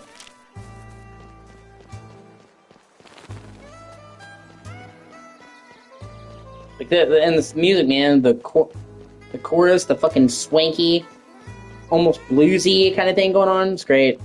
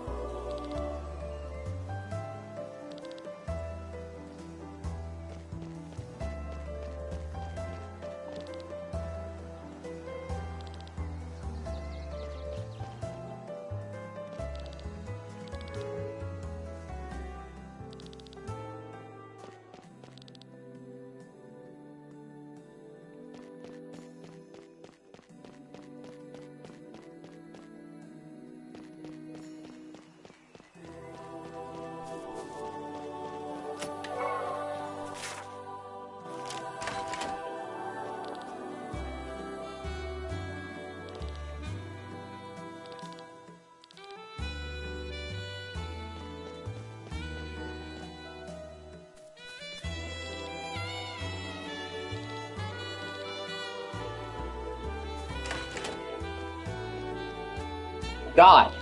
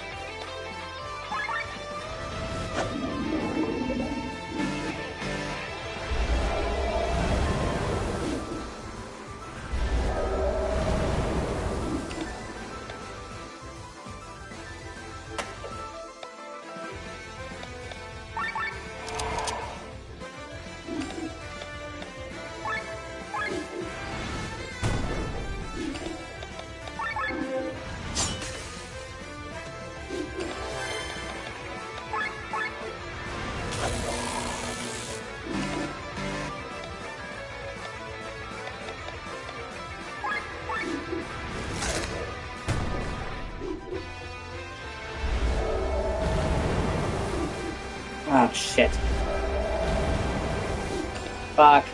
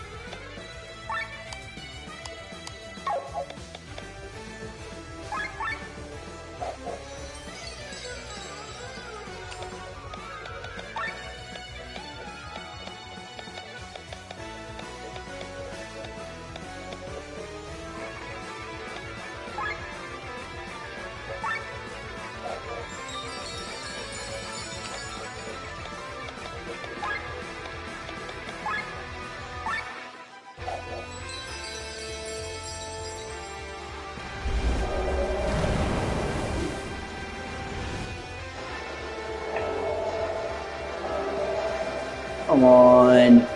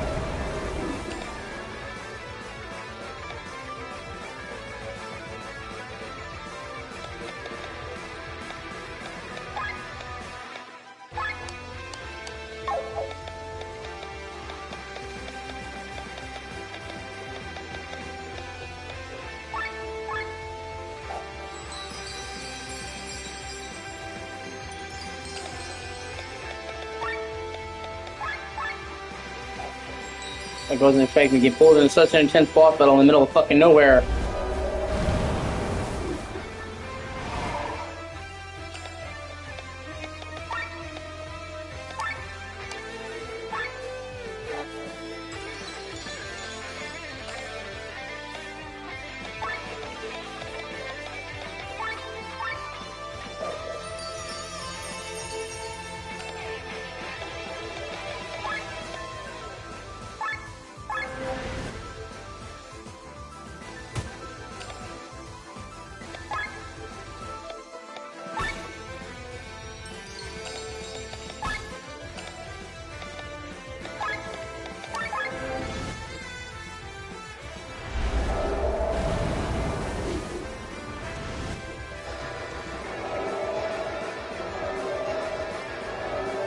Ah, you fucker.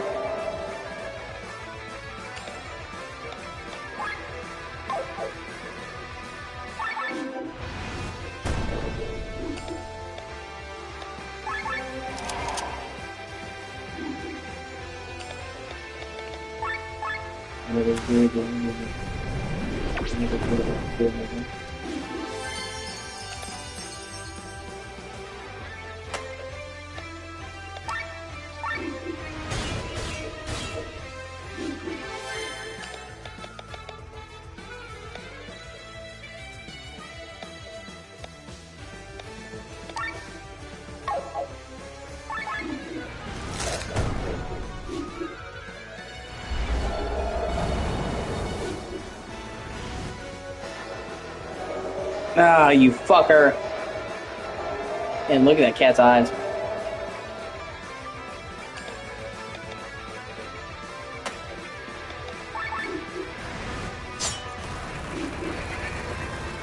Holy shit. Holy shit, I was not expecting to get pulled into a fucking battle with the evil Cheshire Cat.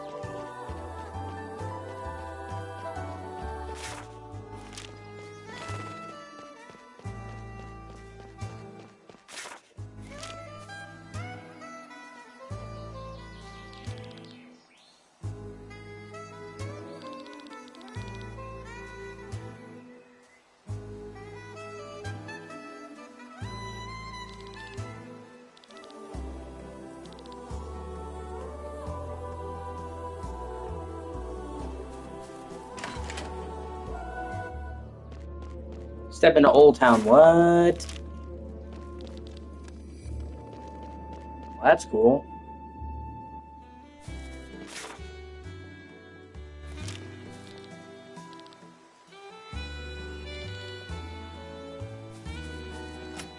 Ah, that's sad.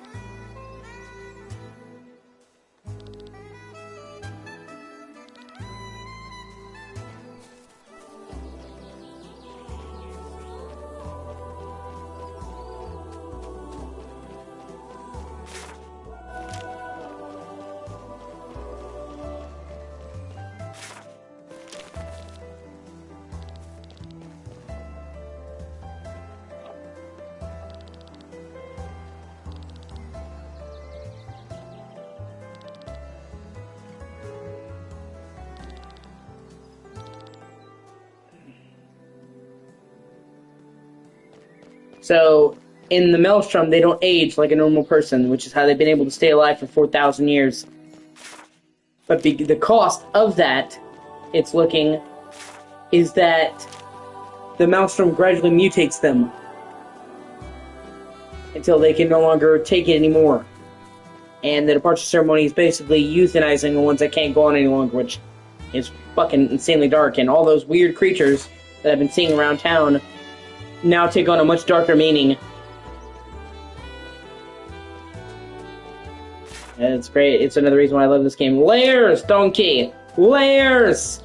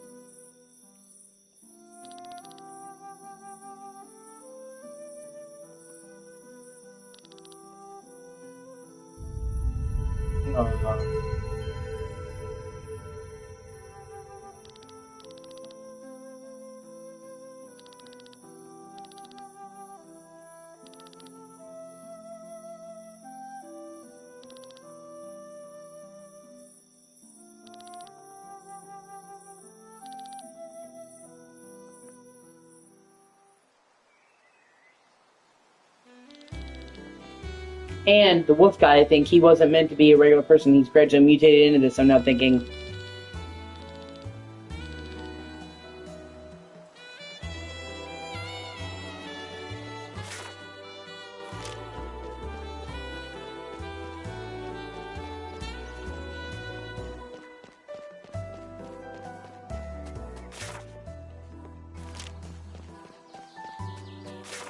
Thought he was just an anthropomorphic animal, but I think he may have been a human man that transformed into this over time. Of course, that's just conjecture, so they confirm it. Let me see the second part of town. Oh shit. It's just as big. Like, every single inch of this town is made by hand. It has a different look and appearance to it. So much love and care was put in this.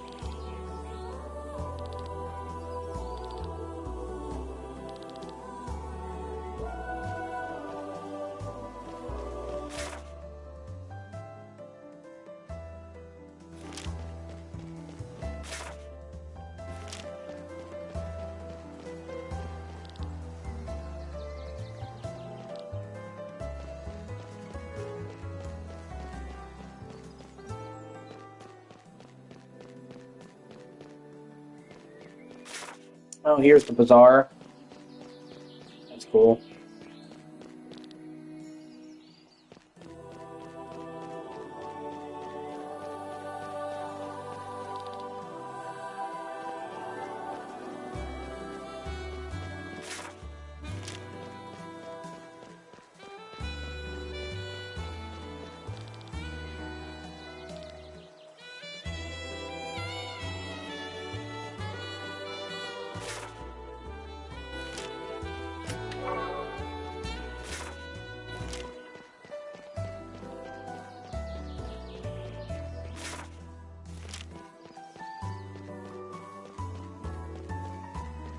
That's what I'm saying. This game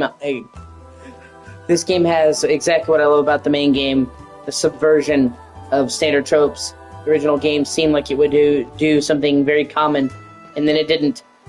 And this is exactly the type of game that this is, where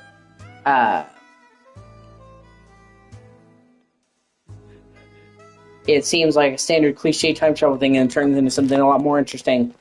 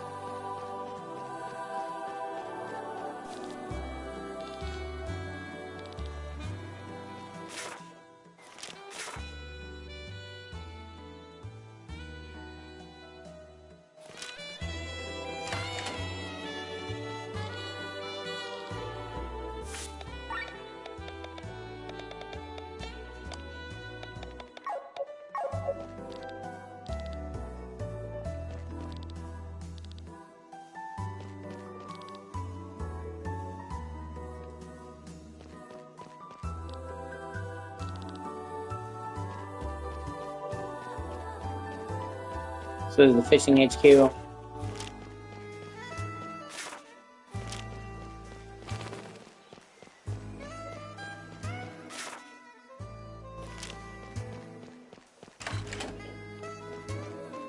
Weapon store.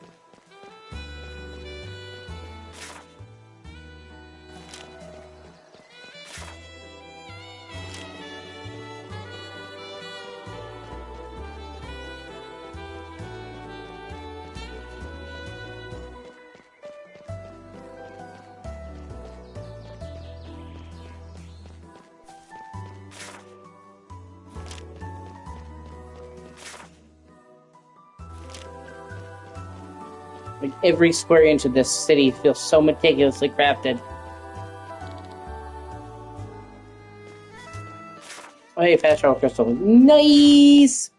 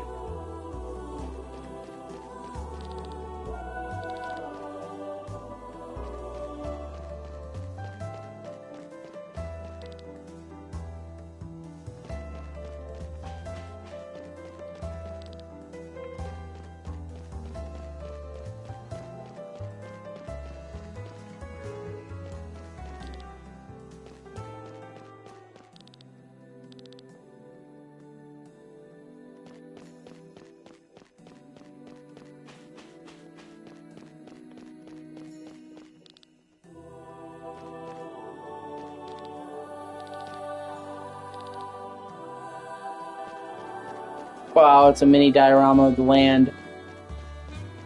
That's cool.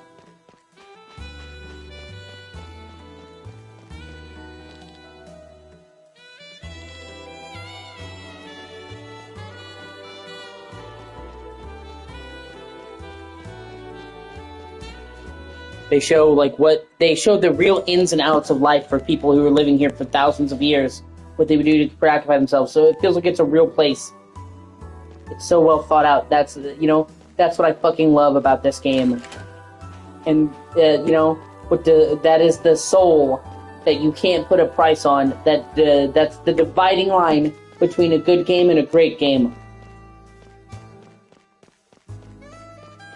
You can make a game that's mechanically good, but if you don't have the soul, it doesn't matter. And it's the easiest thing to see. It's the hardest thing to put into words.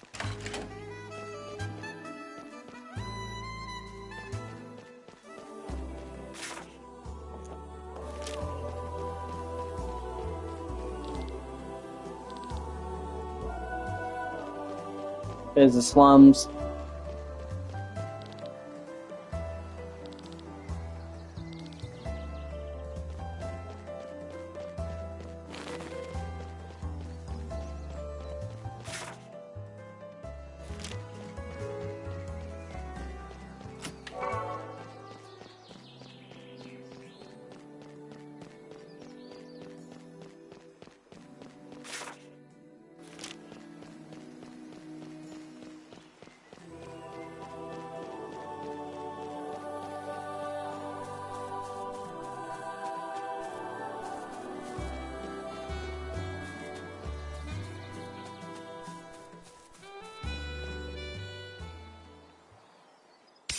What the fuck?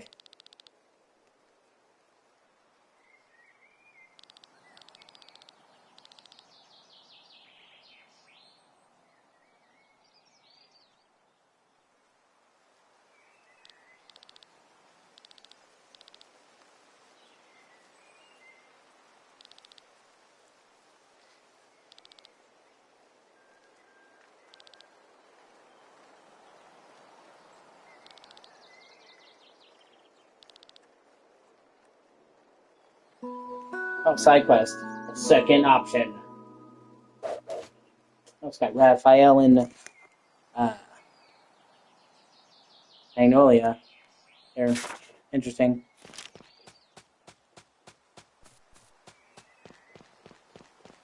And these, well, I say the slums, but these aren't really slums due to economic. This is a lot of people have died and given up over the years, so they no longer had the supplies to keep their houses renovated, or they didn't see a point. So this is the part of town that's fell into disrepair.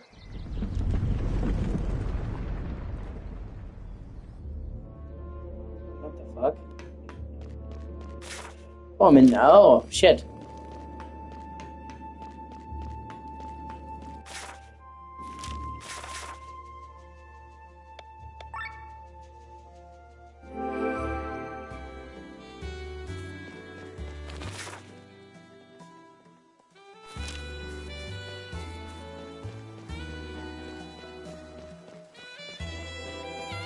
Like I said, everything about this setting is so meticulously thought out.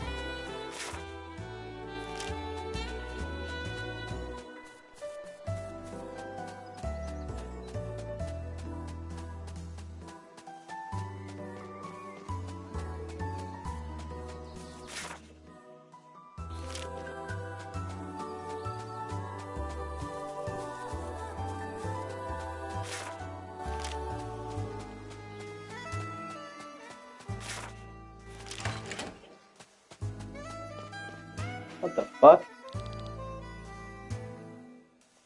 Oh, that's cool.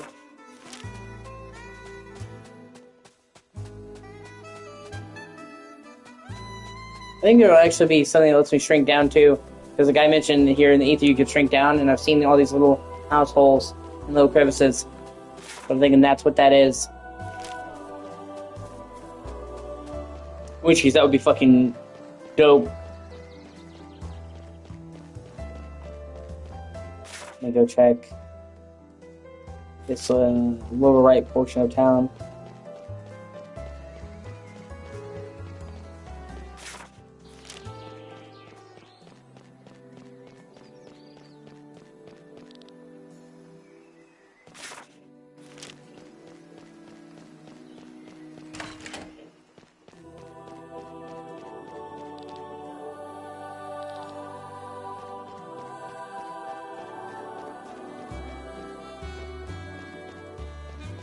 Upstairs is blocked off.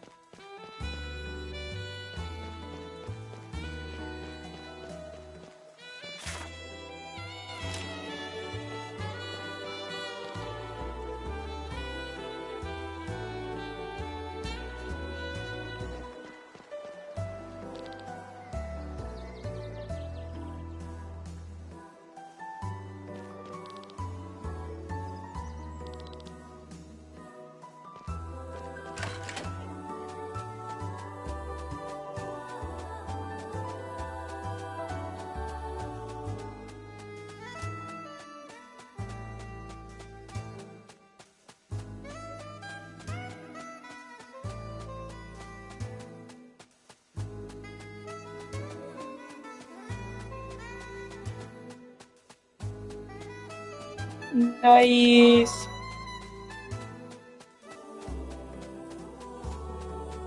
And the music fits it because we now know that they're kind of stalwart.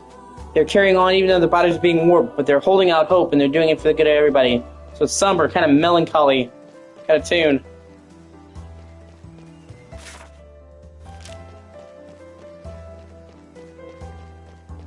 But also not like just all sad because they're doing this for the betterment of everybody.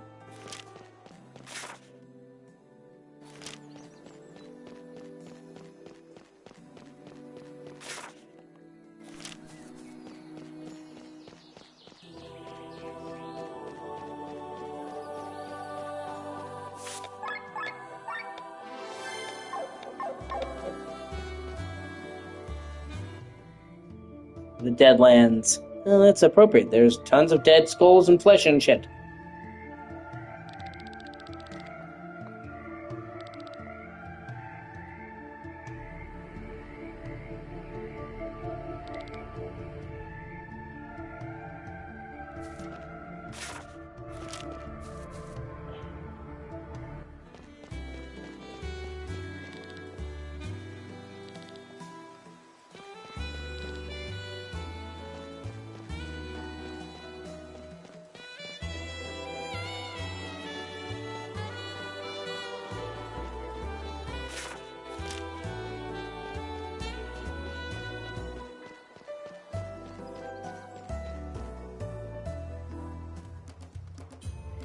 Oh, this is entirely different. It's all mutated and sandy-looking wastelands.